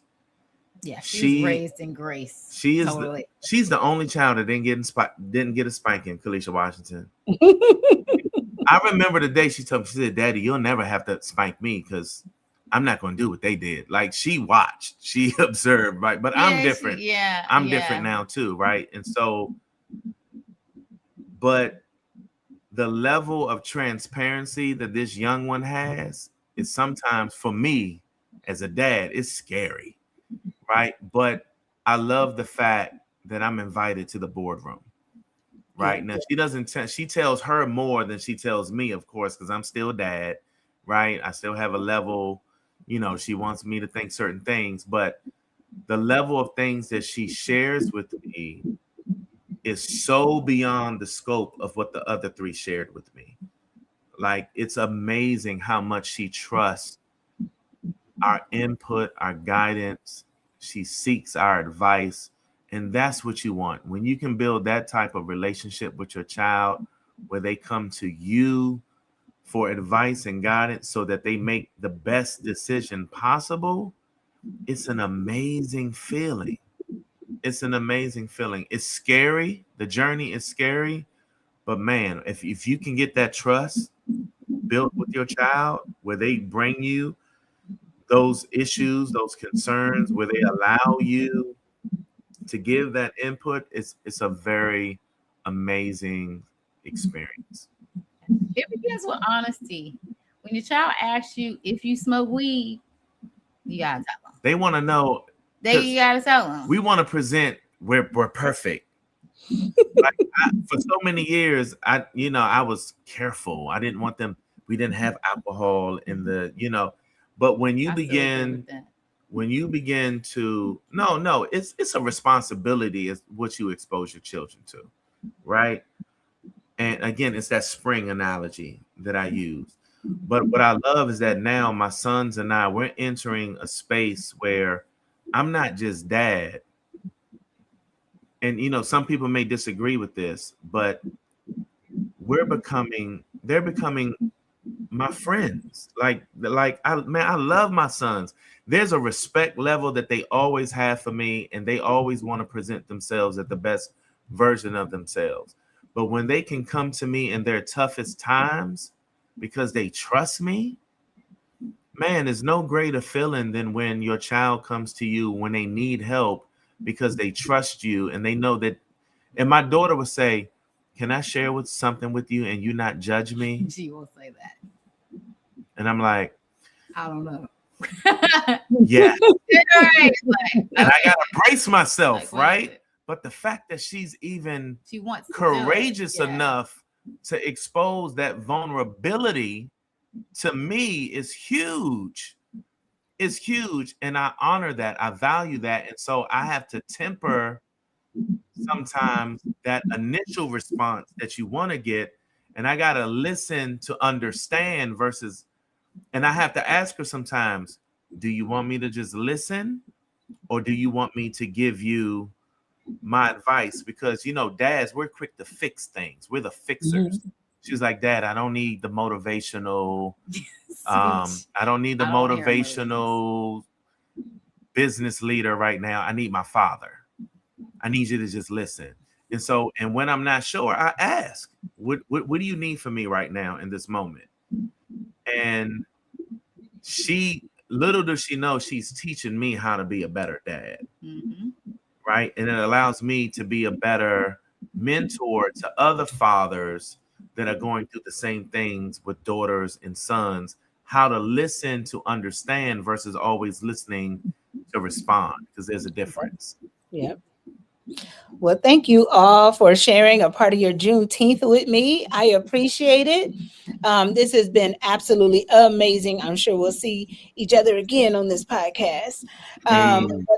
I appreciate you all. This was so helpful. And I know that there's so many things that people can take away in their own parenting. So I appreciate that. And have a great rest of your Juneteenth. Good. Okay, you too. And let me give this quick plug.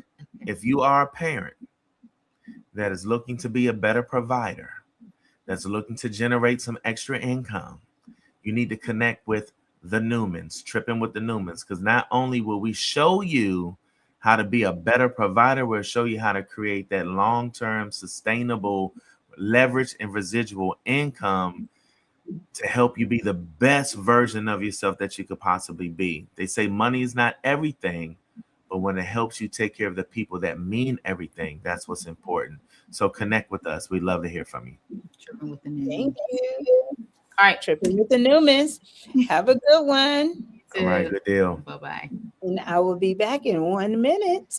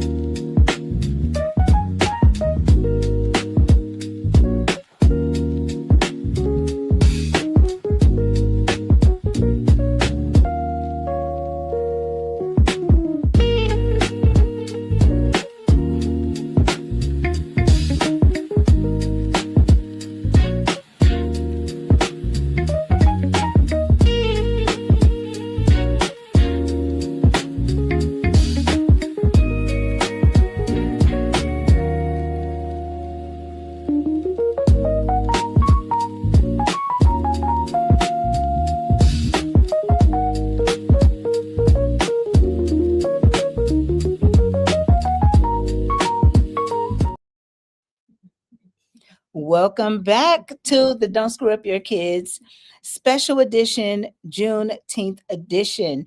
And I am excited to bring to the front one of my friends in business, Coach PBJ is what we call her.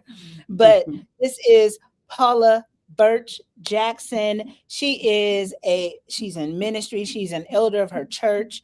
She is a woman of faith, a servant leader, a speaker, an author, and I've personally read one of her books that I absolutely love and got to dig into with her. But she is a person who cares about people and especially women and helping us get rid of the baggage that we carry. And some of it we've been carrying since very young. And so thank you so much for agreeing to come on the Don't Screw Up Your Kids podcast. How are Thank you? you so much. I am well. Thank you so much for having me here on today. Yeah, so I read your entire book, The Valley Between Me, Myself, and I loved it. I couldn't stop. Like I literally couldn't stop. I was like, I'm gonna read a chapter. I couldn't stop reading. Well, You amen. had me locked in. Had me Thank locked in. Yes. you. So tell the folks a little bit about what you do and what inspired your passion to minister to people the way that you do. Oh, that's a good question. What inspired me was just life, right? First of all, I am a life coach, and I help people what I call chase their shadows to shine. Now, I have not been calling it that forever. I just started calling it over the last maybe 3-4 years because I had an epiphany. I lost my first husband in 2006 and didn't see it coming. It was a unexpected death. He wasn't sick. We went on a couples retreat, and then we came back. He got sick, and 2 weeks later, he was fighting for his life, which he lost it. And so life began to unravel for me. And I began to see everything through the eyes of grief, but I did not know that I was seeing things through the eyes of grief.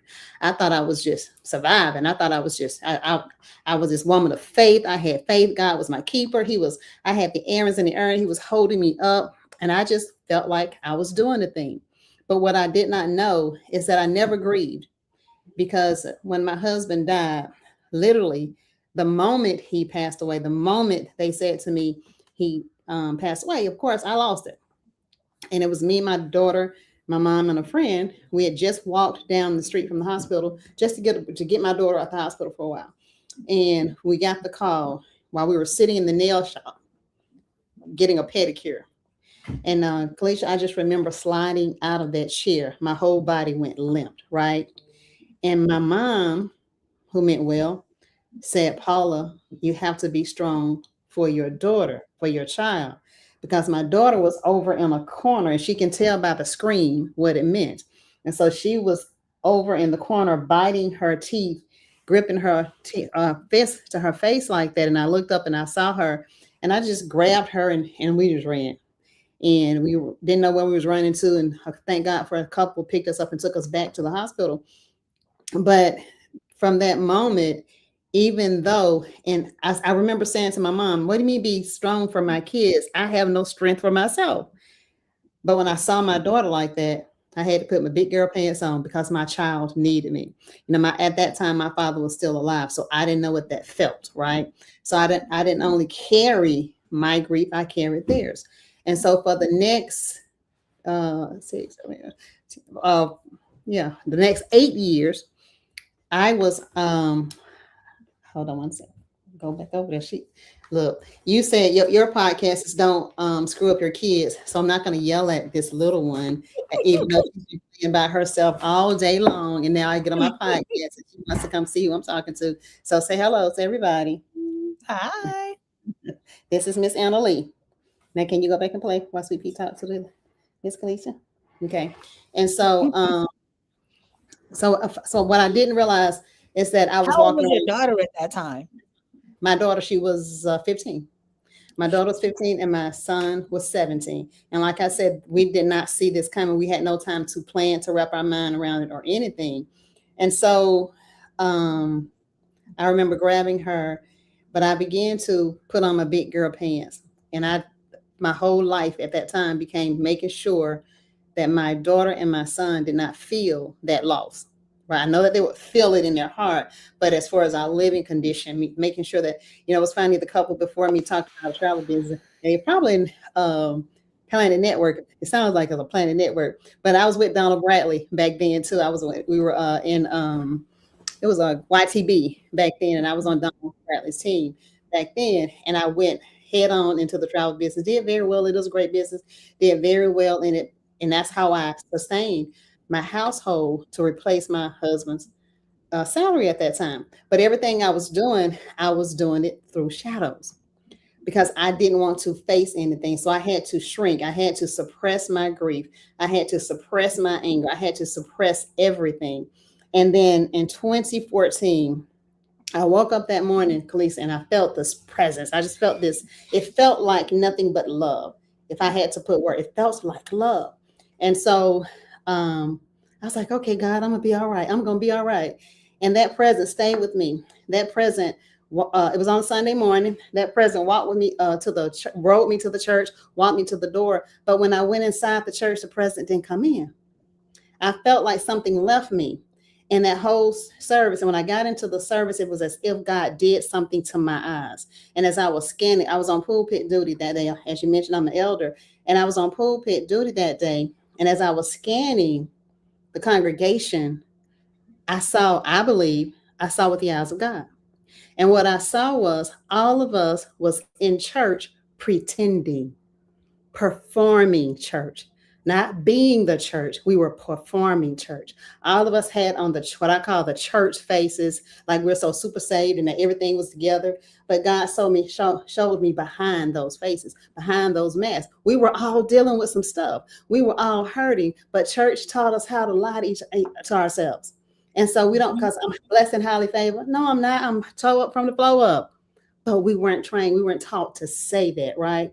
And so that incident, I remember when Pastor closed the door, I literally ran out of the church. I ran as fast as I could. And one of my girlfriends, she says, Paula. And I said, what? She says, where are you going? Where are you running to? I was like, I don't know. I just have to get out of here. Now, at that time, Khalees, you got to remember, I was processing everything through the eyes of shadows. I just didn't know that's what it was. Mm-hmm. And at that time, something was wrong with the church. Something was wrong with everybody but Paula. Right. And so I ended up taking a sabbatical from church and start working on myself. I began to visit other thoughts of religion. I just talked to other people, just start experiencing life in a different way. And fast forward 2022, 23, somewhere 2023. I found myself, it was 2017, because that's when I quit my good government job. Because what I kept finding myself doing was going from 0 to 100, and I would be completely out of character. I remember having a supervisor who was 6'4", about 300 pounds. He was military, and I was saying something to him. He was saying something to me, and I'm rolling my neck. And he said to me, he never saw a soldier talk to him like that. I said, well, good, because I'm not a soldier. And he stood up, and I don't know if that was supposed to intimidate me. So I stood up, and I'm up in this man's face. But it's as if I'm looking at myself, girl, who are you? What are you doing? That is not how you talk to your superior. You know better than that. But I didn't care. I had no more room to suppress what I was feeling. And so I went home, and as God would have it, looking through YouTube, Facebook, one of those things, a reel of a little girl running from her shadow popped up on my feed. And this little girl was running, and everywhere she went, of course, her shadow was there. She was terrified of her shadow. And it was just so cute to me. I kept replaying it. And on about the 4th or the 5th time that I looked at it, I said, that is just so cute. She's scared of her shadow. She's so scared of herself. And I literally heard the Holy Spirit says, just like you. And I'm like, what you mean, just like me? It was at that point that my shadow work began. So I started looking at, what is a shadow? What do you mean by that? And I found some work by a psychiatrist, Carl Jung. And I started studying his stuff, and people are doing shadow work. And I'm like, what is this thing? And I began to chase. So what I was like, so whenever I have an issue now, whenever something comes up, I began to say to myself, why did you think that thought? Why did you feel that emotion? That's when I realized that I can't tell anybody that they made me feel anyway, because people can't make you feel anything. All they can do is trigger something that was already in you. And so when that happens, I call it, so Shadows are shame, hurt. I call it the shift method. Shame, hurt, insecurity, fear, and trauma. Right? We have to shift shame to self-identity, self-confidence. We have to shift hurt to healing, insecurity to identity, fear into faith, and trauma into truth, right? And we do that by what I call, see, my pastor, whenever he preaches on Sunday, he's going to give it to you so you can remember it. So that's how I do stuff too. So I'm thinking, what can I remember? And so as I was thinking about that, God, how do I deal with my shadow? First, you got to figure out where it came from. So you have to chase it. And then once you chase that shadow, now you got to face it. Once you face it, you got to embrace it. Once you embrace it, you got to erase it. And then you've got to replace it. What are you saying, Paula? Now I got to chase when was the first time I felt it like this? When was the first time? So like I told you, God had revealed to me that one of my shadows was anger. That was birthed out of hurt. And when I chased that shadow all the way back, 2 incidents as a child came up. The first incident, my mom, I don't know if you're old enough to remember the commercial where people were standing outside the doors waiting for the stores to open, and they was knocking on the door saying, open, open, open. Right. Remember that commercial? I said, they got their commercial from working my mom because she won. I thought every time, especially around the holiday, mom is at the door waiting on them to unlock the doors to get in. And guess what? Mom would be the one. They would have to come over to loud sister and say, we'll be closing in 15 minutes. Please bring your items to the front. And my mom would drag us with her all day to today. Khaleesa, I hate shopping. So I thank God for online shopping because if it was, I would be naked. I promise you I would, because I hate going to the stores. And so, but I remember an incident in the store. I just didn't want to be there. I was tired and I wanted to go home. And so mama was getting ready to go to another store and I fell out. I had a temper tantrum. And I had that mama. Probably that mama you talk about right there, right? Mama, where you fall out at, where you act up at, is where I'm going to get you at. And I believe whatever she got her hands on, I want to say it was her shoe. I don't remember. But I got a spanking right there in the store for falling out. And it wasn't so much the spanking as what my mom said while she was spanking me. What she told me in my 4 or 5-year-old self is that you don't have a reason to be angry. If you want to be angry, I'm going to give you something to be angry for. So I then interpreted that as I don't have a right to be angry. I associated anger with pain, getting a whipping. So I learned to suppress it. So throughout my life, a lot of things would happen that would make me angry that I wouldn't respond to. I was the model Christian for turn the other cheek. I would not show anger. And I remember the first time I started showing anger was after I got married for the first time. And my older sister, Lord rest her soul, she would tell my late husband, my sister never got angry until she got married. Like, but in your book, you were talking about how another thing that your mom shaped in you, you were saying you would come home with straight A's. And that was the thing. Yeah, that was good. But then your sister had an A and B, E. And all the rest fails, and she got dinner and praises and all of that stuff. Right. And I was just like, well, I know where the mindset comes from as a parent, where you're like, I still want them to push to achieve more, but I'm like, there's straight A's. Right. There's nowhere to go beyond that. That's straight A's. Right. And if they did it once, they know that they can do it again. Right. So celebrate it. Right. And what my mom did is, like I said, she celebrated my sister's 1 good grade. And in my mind, dismissed my 6 good grades. Right. Now, I've learned to give people grace because they can only be who they are in the space that I can. And what my mom thought she was doing by praising that 1 grade, it would encourage my sister to do better, to do more. But which in essence, what you were teaching her is that's all you required.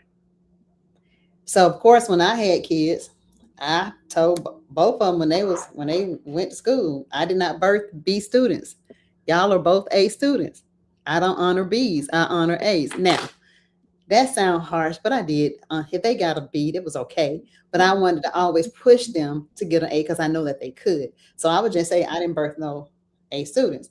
So no B students. So what they began to do was compete with each other to see who can bring home the most A's. Well, of course, I believe that parenting came from what I experienced with my child, because it never made my sister better. She just kept getting worse. And eventually she didn't get no A's. You know what I mean? Because again, that psychological training that my mama didn't understand then was teaching her that that's you don't require more of me. Mm-hmm. And Paula getting over here getting all these A's, you ain't even take her out getting nothing. So what point? Right. You know what I'm saying?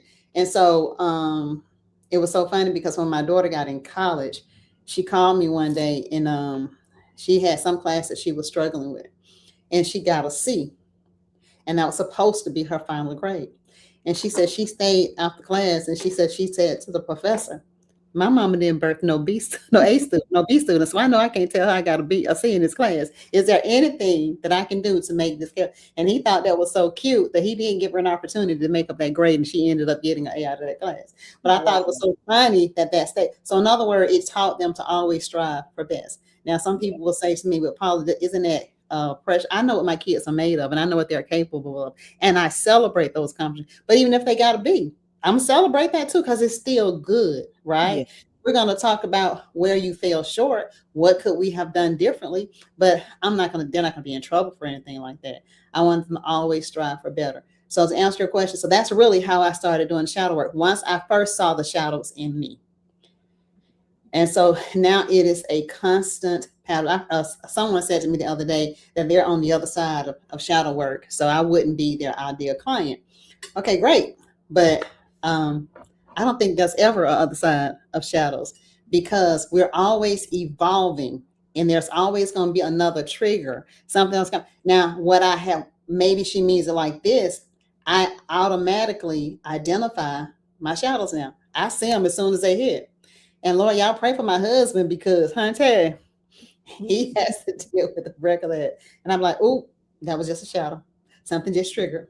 Let me go chase this. Let me go find out where this comes from. And when you do the work, every time God will show you the seed of that shadow. Now, this is what I say, people, and this is what I'm working on in the next part of my work, is that people will often say we have to get to the root of the thing. No, we got to get to the seed. Because if you just get the root and that seed is still there, guess what? It's going to come back. So we're going to first get that seed, chase it. Then we're going to start cutting it off, cut the roots off. Because when you don't, because the base side shadows, shame, hurt, insecurity, fear, trauma. But out of those sheets, branches, roots grow. Out of those roots, branches grow. Out of those branches, leaves grow. And before you know it, you got all of these shadows that's hanging over you because we've learned how not to process it. I was saying to my daughter, sometimes when I recognize a thing, I'll say, girl, I'm 60 years old. You know, sometimes it's conditioned. I'm conditioned to believe that. My daughter says, no, Mom, it's not conditioned. She says, it's ingrained. She says, because if something is conditioned, you can change the condition of it. She says, but when something is ingrained, I said, girl, something is ingrained, it's going to take some work to get it out. You just can't gloss over that with some polish, right? You can change the condition of something by polishing it or cleaning it up, but you cannot change something that's ingrained. If someone takes and key your car, you can't just paint over it, because you'll still see the indenture. You have to sand that sucker. You have to buff that sucker. You have to do all of those things. Likewise with our lives, we have to buff it out. Yeah. Wow. Yeah. Now, I'm very curious about your mom's upbringing. Like, where's she from and how was she brought up to, to it that led to her parenting the way she did? So my mom is the middle child. She grew up in the country. And my mom's, when I hear her story, she felt like, so she had her oldest daughter, her dad died. My mom's dad died when my mom was 5 months old. So she never knew her real father. And then she has her younger brother and my stepfather, my step-granddaddy, her stepfather. And of course, and it's so funny because me and my mom think a lot in this. She had her baby brother, who was the baby, and he was the only boy. Then she had the firstborn, the sister. So she felt like she didn't have a space in her life, in her parents' house. And so my mom's car broke down, and I got an extra car. I said, Mom, you want to keep my car? Nope, I don't bother nobody. And that's just who she is. She won't take anything. So she did not grow up in an environment where she can talk freely. Even today, because we talk very freely. My kids can talk to me about anything. Just like I think your previous client says, as a matter of fact, me and my late husband, we came up with a thing, we call it the green room. And the only reason we call it the green room because the room was green. And we said, when you go into the green room, this is your place of safety. This is your place where you can talk about anything you want to talk about. Most people say, I'm not my child's friend. I am. I didn't want to just be their mother. I wanted to also be their friend. And I will say, because it's all about how you decide to define friend. The definition of a friend for me is somebody that I can trust with my whole heart, my deepest, darkest secret. I can go to them for anything, and I know they're going to always have my back. I did not want another snot-nosed kid being that for my children. I wanted to be that for them. We wanted to be that for them. Because again, we couldn't have it. We didn't have those conversations where we can freely talk about anything, but we wanted to create it. So whenever we said, whatever you do, whatever you need to confess, whatever you need to talk about, we're going to talk about it in the green room, right? Now, if we get into the other side of the house and we find some stuff out, you're going to be in trouble. So my kids often, girl, they got so good, Alicia, they start bringing their friends up. Their friends start coming over to us, Miss Paula, Mr. Robert, can we have a green room conversation? And so that was a place for safety so that they can talk about anything. Even to the day, my kids talk to me about anything. My late husband, even my current husband, be like, okay, they just said that, huh? Okay. Yeah. And we're okay with that. Yes, I love it. So your granddaughter, is that your daughter's kid or your son's kid? My son's kid. Yep. Yep, man. And you only have one grandchild? 1.5. We got one bacon. He'll be here in August. Yeah. Nice. Yeah. Well, congratulations. Thank you. And, I know that you have a strong relationship with your granddaughter. How do you grandparent her in relation to how you parented your kids? It's still a little bit different because my kids may have gotten, I think they may have gotten at least 5 spankings in their lives. But I look at it totally different. I talk to her just like I talk to my kids. That this is a place of safety, that she can talk to me about anything. Now I do need to be better because I am that grandmother that spoils her. I am. And me and her had a conversation last week that grandmama said, we're gonna have to stop spoiling you so much because she's starting to be a little ornery. She's doing stuff that we need for her to back up on. But for example, can I bring her up and answer this question? Mm-hmm. Emily, come here for a second. Come here. Can you tell Miss Kalisha what happens with her? What happens with choices? Huh? You got to say it so she can hear it. With choices and what? Bad choices. Bad choices or choices and what? What's the word we use? Consequences. Consequences. So for every choice, we're teaching her right now, for every choice, there is a consequence. So the other day she was playing with my iPad. And so she got mad at me and because I told her it was time to put it down. So she slung the iPad across the floor. And I did this illustration for her. I said, this is life. Life is going to always give you 2 decisions that you have to make. Good choices or bad choices, right, Annalie? You want to help me teach this? Good choices or bad choices? When you make good choices, what happens? Bad choices. When you make good choices, what you get? Bad choices. No. When you make good choices, what you get? Good choices. Good consequences. Remember? She's being silly. And so I taught her this lesson because I wanted to tell her. Then I had to go on to tell her, I said, when you go down the road, you're going to make good choices and bad choices. For every good choice, there are going to be good consequences. For every bad choice, there are going to be bad consequences. She's like, okay. Then she said, so I can't have the iPad back? I said, well, did you make a good choice by throwing it or a bad choice? She said it was a bad choice. I said, so great. I said, so now when we have made bad choices, there are consequences. I said, so the consequences of throwing my phone is you can't play with it right now. She goes, okay. I says, now, God gives us what we call grace. Grace means when I learn from my bad choice, then I can make better choices. God gives us grace. So that means we get another chance. I said, so now, since you recognize that was a bad choice, you can't play with it right now. I said, so we're just going to let you be on timeout from it, okay? She says, okay. I said, so how long do you think we need to be on punishment? I said, 15 minutes. She says, no, 40. I said, okay, that works for me. So I put it in this because her dad his punishments for himself used to be always harsher than what we were given. She went onto my phone. She set the timer for 40 minutes and put herself on the punishment. I love it. And look, by the time the 40 minutes was over, she was asleep. So she never got it back that same day. But if the lesson was in there, right? Yeah. And so yeah. And we have to learn that choices have consequences. That's just a life lesson. Mm-hmm. And now she carries that into school, carries it into her jobs in the future, Mm-hmm. and it's going to have that domino effect. But now she can make that connection, and so when she has to make the decision on her own, now she has a starting point. Absolutely. Okay, well, there's two decisions, two outcomes, Right. and let me make sure that I'm seeing this opportunity clearly, so that I can Absolutely. make the best decision. So And I I love did the same thing with my kids, and I told them, your choice, your consequences, not mine. Okay. And so even so, she's 4, but they so smart. I know she gets it. But we're going to keep reinforcing it too. The key is being able to teach kids in a way that they make the best decisions, even when you're not there. Even when you're not there, that is the So key. you're just giving her a tool to be able to do that, so that she can, when nobody's there, she can still think about good choice, good consequence, bad choice, bad consequence. Absolutely. Very easy. And she's so funny because she told me her mom didn't make a good choice. She got bad consequences. That's like, okay, but she's paying attention to it. Yeah. Yeah. So, And kids will tell it. I told my brother when his kids were little, I said, I used to teach kindergarten. So I'm like, these kindergartnens tell me everything that's going on in the house.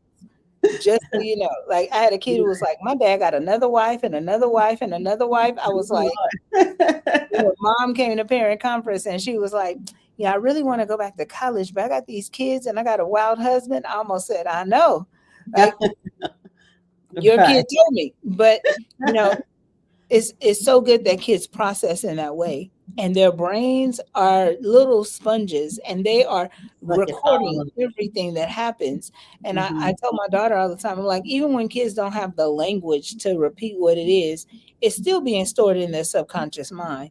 Their brains are still recording all of the information. So when you have these conversations, eventually it's going to come back up, and at 4, she definitely understands enough good action, good consequences, and she can make those choices.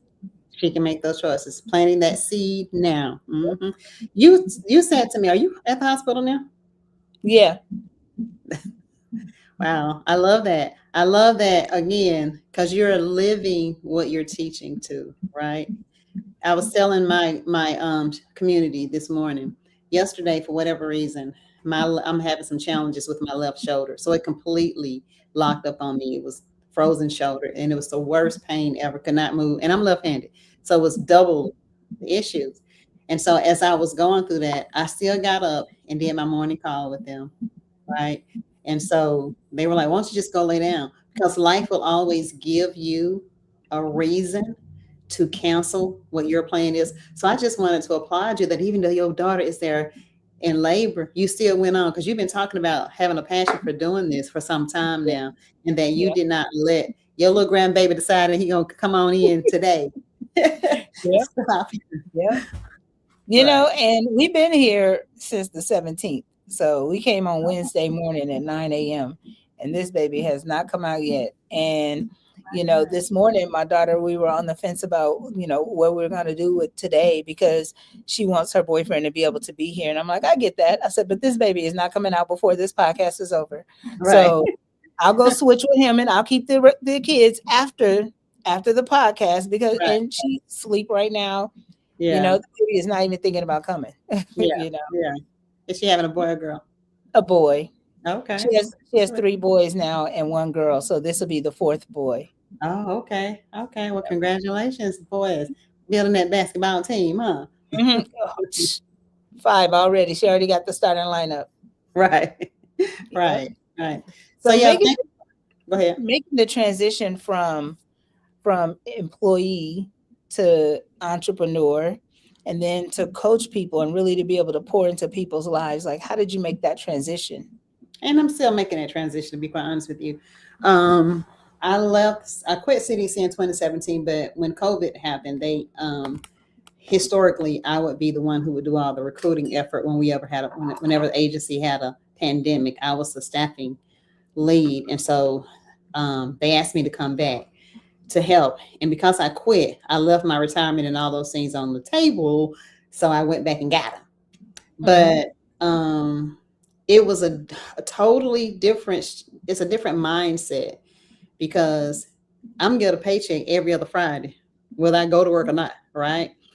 But an entrepreneur, ain't no money sitting there in no bank account waiting to write you no check. You got to go out there and you got to hustle. You got to get it. So I told my husband, I said, "Oh, this whole 1099 life is something new." I told him, I don't understand this world. But that's all my husband has ever done. He's only done, he's always been self-employed. And so it's been a shift. And so in total transparency, until we started getting to know each other in this community that we're in, I played with it, right? I got on a very comfortable, uncomfortable comfort zone, right? Meaning I was hiding behind the success of my husband. So I kind of got like lackadaisia. But I'm also a female who likes to have her own and want to help, don't want to. I had we talked about shadows. Another shadow that I got from a childhood is my parents were outside having some trees cut down. And my mama is very open and she loves to talk. And she was outside talking to the guys who were cutting down the trees. And my daddy told her to get her ASS in the house. He snapped at her. And my mom turned around and went in the house. And I was about 12 then, Kalisha. I said, "Mama, you gonna let him talk to you like that? Tell him to get his ASAs in the house." And I said what he said. I said exactly what he said. I said, "Tell him to get his ASA," because I did not like it. I did not like for people to be disrespected like that. And I came in the house behind her and I said, "Mom, why you let him talk to you like that? You deserve respect." And I'm just, because I was mad. I didn't like it. And she said to me, she says, "Paula, your dad will take good care of me." She says, "So I don't even pay it no attention." And she started talking about all the things. She ain't got to pay no rent. She ain't got to do this, that, and the third. Whenever she needs some money, he just write her a check. And my 12, 13-year-old self said, "And I'll never have a man take care of me." Wow. Yeah.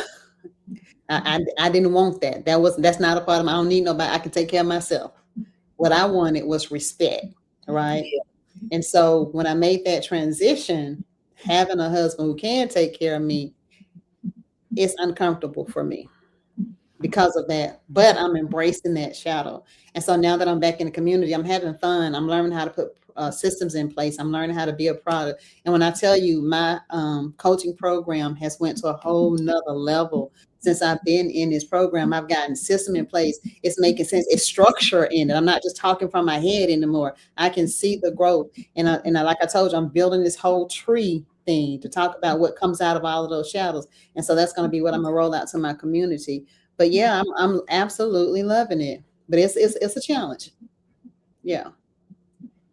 It's so good that you can that you had the freedom to be able to say, "I'm gonna walk away from my job," but then also that you could still make that choice to go back when it was most convenient for you. And you're like, "I'm not gonna leave all the benefits on the table." That's right. And you can, but you have the time to do it. Yeah. And your children are grown. Yeah. It will be very different if you had a house full of kids at home and you were returning to work. It would be a little more difficult to manage all of that. Right. But it is a good time Right. in your life that you can. One of the things I do want to say while I'm on here is that this shadow work is the bomb.com. It is just so liberating. The Bible says that whom the Son of Man set free is free indeed. Now, what I have been doing is playing in the comfort zone, playing with people that God has not called me to, but because it was comfortable there. And literally, I had a dream, and God says, that's not your audience.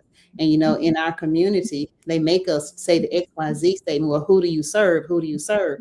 And that question keeps coming up. And so a lot of times, even when I'm in the community, I can, I told you, God shows me what's behind the mask, what's behind the face. And a lot of times I see a lot of high performance, but that's how I got it. Looking at that community, I see a lot of high performing women in our community, but I also see shadows, right? And so that's when I got the identity of who they were. At first I just said 40-year-olds, 30, 40-year-olds. No, God says, no, that's not your word.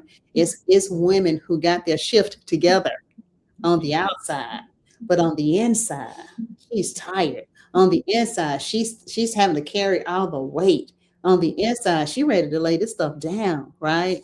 Yeah. But she don't know how, because if I don't do it, then who gonna do it? Yeah. And in that case, how do we show up for our children the way God intends us to? How do we show up for our significant others? Even with me making that pledge that I don't need nobody to care for me, I never even took into consideration what that made my husband feel, right? Somebody who want to take care of you. Right before this podcast, I made the mistake of saying, "Oh, I got a taste for some Oreo cookies." Next thing I know, he coming in the house with a big bag of Oreo cookies. Dude, I was just playing. I don't need those cookies. You didn't make a mistake. Reason I say that is I love. don't need those cookies, huh? That's love, though. Yeah, he just went and got them. And so Yeah. now I got a bag of Oreo cookies. Thank God the great grandbaby is here so she can help me eat them. But so just learning how to appreciate that, though. But it takes shadow, because that little girl who saw her dad disrespect her mom has to make way for her husband who's not disrespecting her. So Yeah. he can't wear the brunt of what her dad did. And even with my dad, giving him grace, he didn't mean anything by it. I would say to my dad, "You don't have to yell." He's like, "Well, I'm not yelling." In his mind, he wasn't, right? So learning to give people grace and meeting where they are. And when you start doing the shadow work, one of the greatest book that I ever read, it's the battle between me, myself, and I. Just kidding. That's but I also love that book. thank you. The Four Agreements. Mhm. You read that one too. Don't take anything personal. This stuff is not personal. We are all people. We're all dealing with some stuff. We all have shadows and stuff that we've suppressed and stuff that has been leading our lives that we don't even understand. As a matter of fact, Alicia, I'm going to send you a link to my assessment, because I want you to take it to see which shadow is showing up in your life. It's the dominant shadows. And then what we're doing in our community, we're learning how to face, chase, and embrace them. And when I tell you, it's just so much fun when the woman finds like, that's the seed of that thing. Because so now you recognize it. Now you can give yourself grace. Now you don't have to beat yourself up. And I tell people the shadows are not bad. They are a natural part. As a matter of fact, whenever God revealed to me that anger was one of my prominent shadows, you look at Coach PBJ, you don't think she can get angry. Coach PBJ can go from 0 to 100, and the head go to rolling and the words start to coming. I don't like that version of her, though. And so when I began to pray, God, how do I deal with that? How do I deal with this anger? I know the seed of it. I know where it started, but how do I deal with that? Well, I'm at my son's house, and my grandbaby, she was 2, and she had her first falling out. And she rolls over in the floor, and she just crying because she wanted something, and he told her no. And he stood up, Khalees, and he started walking over to my grandbaby. And I don't created a whole narrative in my head. I was over there. I was like, okay, Lord. So he finna go over here and he finna spank her. And then I'm gonna get mad and I'm gonna hit him. And then he gonna put me out his house. And then I'm gonna have to take him to grandparent court so I can see her again. All these thoughts going through my head, right? And none of that stuff happened. None of it happened. What he did instead was kneel down. He got eye to eye with her. And he said to her, Anna Lee, breathe. My grandbaby took 3 long breaths. And then she got up as if nothing ever happened. Wow. You know what I'm saying? And I was like, oh my God. And so now when I feel myself getting angry, guess what I do? Breathe. Just breathe. My grandbaby, when she see me getting angry, you know what she do? Sweet pea, let's breathe. Right? So and a lot of things that we're dealing with, you just got to breathe through it. Sit with it, breathe through it. And it's okay. Right? I love that. Yeah. Now, how did you meet your husband? And how was that? Like, there seems like it would have to be some work to do when you lost the love of your life. Yes. And then to meet somebody else. Tell me about that process. So that was really funny because I wrote a book about it too. I called my husband tells people that our relationship started on 4 ships. The first ship being mentorship. So after my husband passed away, he had been gone for 8 years. My daughter was away at college. My son was away at college. I'm in this house. And that's when I started to feel the grief because this empty nester wasn't supposed to be solo. And so that's when I started having a lot of anger behind the loss. And so I started becoming a person that I really did not like. I did not know who I was anymore.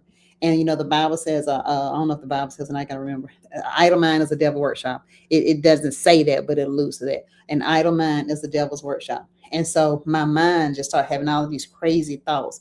And I began to, my whole foundation was shaking. And I just remember going to my pastor and said, look, I need for you to find me something to put my energy into. I need to find something to do, because if not, I'm going to lose my mind.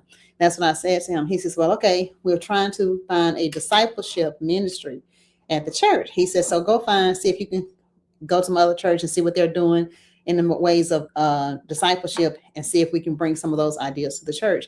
And I went to Hopewell and a couple other churches, but Hopewell had this thing called Master Life. It was a 24-week discipleship course. I studied it with them, brought it to the church, and Pastor Lee let me implement that ministry at our church. And so the first cohort, we had to train facilitators, because each class is only supposed to have 10 to 12 people per class.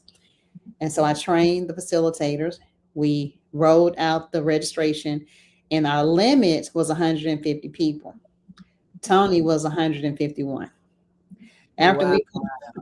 After we closed registration, I get a phone call the next day, and he says, hey, Elder Birch, my name is Tony Jackson. He said, I was out of town yesterday, and I realized that y'all closed the registration for the Master Life. He says, but if there's any way I can take that class, he says, please, can I take this class?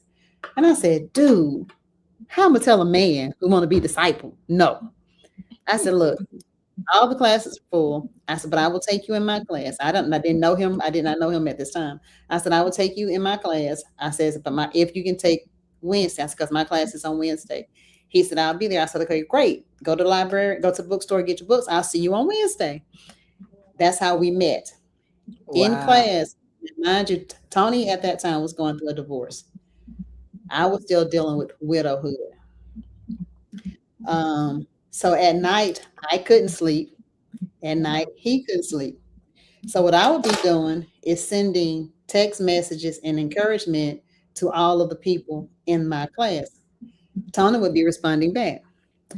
And I'm like, why are you not asleep? He's like, well, why are you not asleep? And so, of course, we were going through these ballads together. One of the things, book 4 of this discipleship course required that the group do activities together. So our group was so close. And we used to go to the movies, go out to dinner. We did a whole lot of stuff. But after we graduated, gradually, the group started falling out. People started going to their own worlds. And initially, it was me, Tony, and this guy named Drew. It was just 3 of us left. Drew ended up getting a girlfriend. So then it was just me and Tony left. And we started hanging out all the time. And people started putting us together as a couple. I didn't see it at the time. But and I was helping, when did we start dating? Because I don't even remember started dating. We just kind of grew together on that. And so when he tell people, we started as mentorship to friendship to relationship to partnership. And now we're in partnership. Yeah. I love that. Yeah, I met both of them in church. Huh? How long have you been married? This time? We got married in 2014. Yeah. October 11, 2014. Wow. Yeah. That's amazing. You said you met your first husband in church? Yeah. Yeah, met him in church too. Yeah. We were young. We were very, very young. Yeah. We got married at 20. And then he passed away at 39. 39. Yeah. I remember that because my mom passed away at 39. So I'm like, I won't forget that. And I was 15, just like your daughter was 15. Oh, wow. Yeah. Wow. But, you give me hope because, especially being grown on the older side, and to still be able to find love, because I know you hear us talk about how the dating pool got pee in it, right? Like, because it is really hard. But I am curious about how your children accepted you remarrying. Hunter. So whenever I started dating, because you're right, that dating pool is crazy. And that's when I went to my pastor, like, this ain't gonna work for me because these people crazy. And I had resolved that I was gonna be single for the rest of my life. So I get it. I really do get it. But anytime I went out on a date, my daughter was a beast. She liked nobody. And Tony was the only person that they let come around me, and they liked him. And but we was friends for so long. It wasn't a relationship. He wasn't trying to date me. So I think and they just accepted him. Yeah. They would invite him to different stuff, and they just and even when Tony decided that he wanted to get married, he went and had a conversation with my son. My daughter just took to him right away. And she was a beast with everybody else. Oh my God, she was so disrespectful. I'm like, girl, she didn't like anybody else, but Tony came. She just loved Tony, and so he had a conversation with Trey. I think my son, it was a little bit more harder for him than it was for my daughter, because that loyalty for his dad. Mhm. But he said, but they had a conversation, and they're cool. So yeah, Yeah, yeah. he I takes. don't think I finished the thought, but it inspires me to know that you were able to find love again, find two people that you could love like this, you Absolutely know, and after your husband passing away, to be able to find somebody else. Because you said it in the book, I was expecting to be single for life, right. but you found somebody who not only you love like that, but who loves you enough to go get you the Oreo cookies because he heard you say, "I got to taste one." Listen. My husband is more acquainted with the special dates of my late husband than I am sometimes. Something can be my energy changes around certain times, like his birthday, his death day, our anniversary date, whatever. 20 years later, and my body, my mind, my spirit still responds to that way. And I don't know. Sometimes I don't even recognize it. Well, not this. I think I'm getting better, but I don't know because he hadn't told me. But 20 years later, I still call him Robert, and his name Tony. And you know what's even more funny? My mama and sister do it too. So there's a kindred spirit. And then we'd be like, oh, I'm so sorry. I'm sorry. He says, no. He says, I really wished I would have had a chance to meet Mr. Robert. He says, because everybody talks so highly of him. He says, so it blesses me that I remind you guys of him. That's so good. Yeah. And I'm like, well, that's huge. Because when I was trying to date, girl, people was jealous of a dead man. I would get cussed out if I said anything about my late husband. But he gives me that space to grieve even now. And he knows that the first few years I didn't grieve. So he gives me that space. And now he understands it even more because we lost my father-in-law, his father, 2 years ago. And like this year when his birthday came, as a matter of fact, this month, he had a hard time this year. So he's like, man, I understand. And now he's grieving his father. He says, man, I just feel so bad for you because I know how that feel now. But he's always giving me that space to feel that grief and not. And I think that's another place where shadows dwell in grief because we don't in the United States, we don't grieve. We don't get a chance. Your loved one died at 9 o'clock. By 9:30, we need to know where you want to take this body. It's like, can I even process this? And your So job, you get 1 day off, and if it was a close relative, you might get 3 days off. And I'm like, if it's your mama, you might get 3 days off. I'm just like, this is crazy. you know what? When my husband died, see, I'm different. I'm made of a different cause. I always choose me.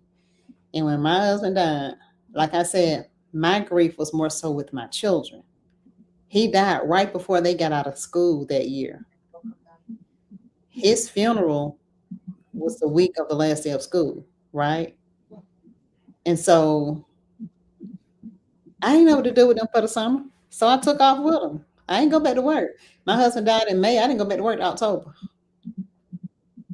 I got them through the summer. Then I needed to deal with myself too. Then when I went back to work, my supervisor told me that he didn't know he had a background in psychology, and he says 20 years of marriage and the sudden death like that. He says, I don't think that's going to be a good match for my office. And he tried to demote me. And I said, you know what, Lord? I came back too soon and I left and took another 2 weeks off. And before I came back, when I left the office that day, a job that I had applied for in April, they had selected me for the job and was waiting on me to come back. And the manager called me on my way home. I literally prayed and says, God, I don't know what you're going to do, but you got to fix this. And after on the amen, the phone rang. And it was this guy named Kim Williams. And he told me he had been holding that job for me since April. He just wanted to know when I was going to come back. Isn't that crazy? That's God. Yeah. So yeah. But I want you to it has been a pleasure being here. Yeah. I know you got your daughter. Yes. How do people get a hold of your assessment I will and I'll your consider community? If they want to be a part of your community, any of that, how do people connect with you? for my community. They can go onto my website, coachpbjspeaks.com. That is Coach P as in PBJ, like peanut butter and jelly, speaks, coachpbjspeaks.com, and go on the service page and you'll see a link to join the community there. You'll also see the link to the free assessment on my website too. Take the assessment, you'll get the results. It'll send the results to you, and then you can book a call with me so that a clarity call, so I can explain to you what the results mean and where we go to that from there. And then if they want to work with me to help chase, face, and embrace those shadows, I am more than willing and able to do so. It has been an amazing, amazing process. It's really amazing. 2 of my coaching clients are also in therapy, and both of them told me this week, one last week, that when they go to the therapy, the therapist is saying, "Well, why are you here?" Because when they give the answer, they're answering what they're learning from the shadow work. And the therapist is now saying, "Oh, wow. So why are you here?" So that really just blessed my heart to know that I'm helping even on that level, because it is psychological work, but it's liberating to just, and like I said, when my father passed away in 2013. And the last thing he said to me, Kalisha, is, "Paula, no matter what you do, always seek for truth." So this shadow works helped me do that, and not to be ashamed. And when I'm talking to women, I'm not looking for a made up sad story, right? I'm looking for the truth of that story. And a lot of times when we go through things, especially when we go as a child, you may have just bumped your toe, but we're going to give a whole different narrative to it, right? And so we have to also work through the fluff. Is that the absolute truth? Is that really what happened? Sometimes the absolute truth is worse than what we're sharing because we're still protecting. So it's a great thing to just get to those questions and ask those. I asked the Donnie Wiggin type questions, the questions like, "I need an answer." That's a shallow answer. No, that's not the truth. Let's dig a little bit deeper. And they're doing it. They're doing the work, and they're seeing the harvest. And I'm excited about that. That's so good. Thank you so much for coming on the podcast. I love everything that you do. Everything, all the energy you've ever given off has been exactly this right here. It's Amen. that you care about people, and it's that you are real and open and honest about you.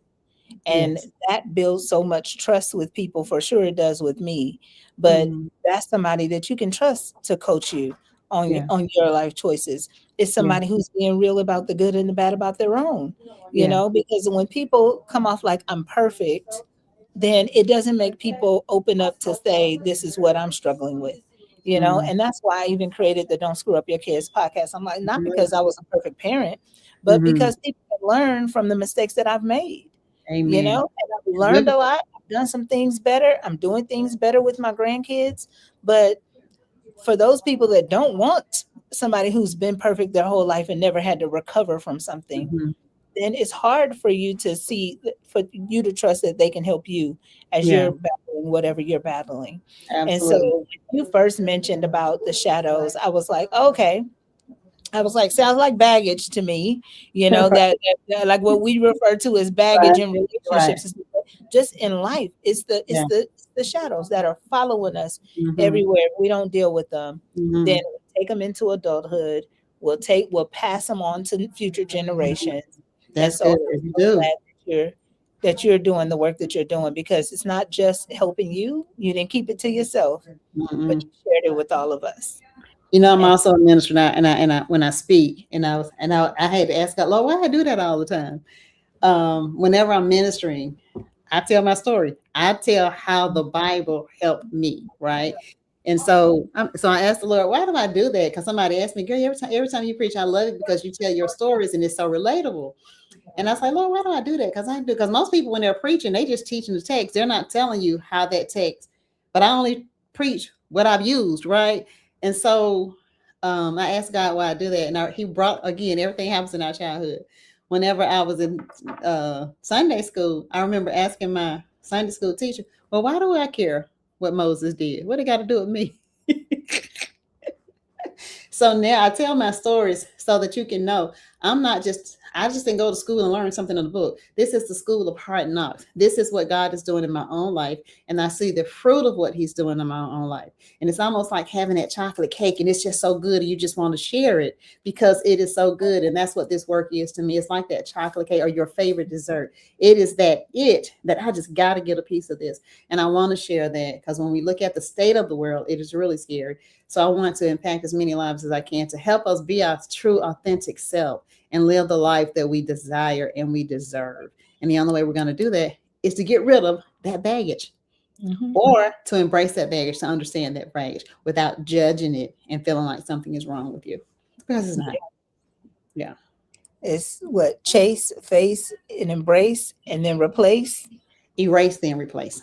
Erase. So once you erase it, you got to dig up that seed. So like for me with the anger situation, to erase it, I had to go have a conversation with that little girl to tell her, yes, you do have a reason to be angry. And anger is even a natural emotion. It's even in the Bible. Be angry and sin not. To tell her you had the right to feel what you felt, right? And then to replace it. So now what am I going to replace that anger with? I'm going to replace it with breathing exercises. I don't have to now respond to that. So now when I feel anger, rather than reacting to the anger, I'm going to take 3 long breaths. I'm going to sit with it. I'm going to pause. I'm not going to judge it. I am going to find out. I'm going to have to face, chase, and embrace it. Why do you feel this way anyway? What did they just trigger? It's just a deeper form, in my opinion, of emotional intelligence. Learning to know yourself. Yeah. Well, thank you so much and thank you for your flexibility today. I appreciate you so much. Thank you for sharing your life and your grandbaby with us today. Yes. I appreciate you. And enjoy the rest of your Juneteenth. You said be sure to text me when the baby comes. I will. I'm about to go swap with her boyfriend so I can take the kids. But I will let you know if it's at a decent hour. Hopefully he comes today. I'm like, from the moment she told me her due date was June 13th. June 15th. I told her we're gonna have that baby on Juneteenth. She was like, I don't want to have him late. You're gonna have that baby on Juneteenth. So he's on his way after your podcast. By the time you come home, he's gonna be here. Hopefully. All right, you be safe. Have a good one. You too. Bye-bye. Bye. And thank you all for watching this special edition of the Don't Screw Up Your Kids podcast, Juneteenth edition. And may we all live free. Have a great day.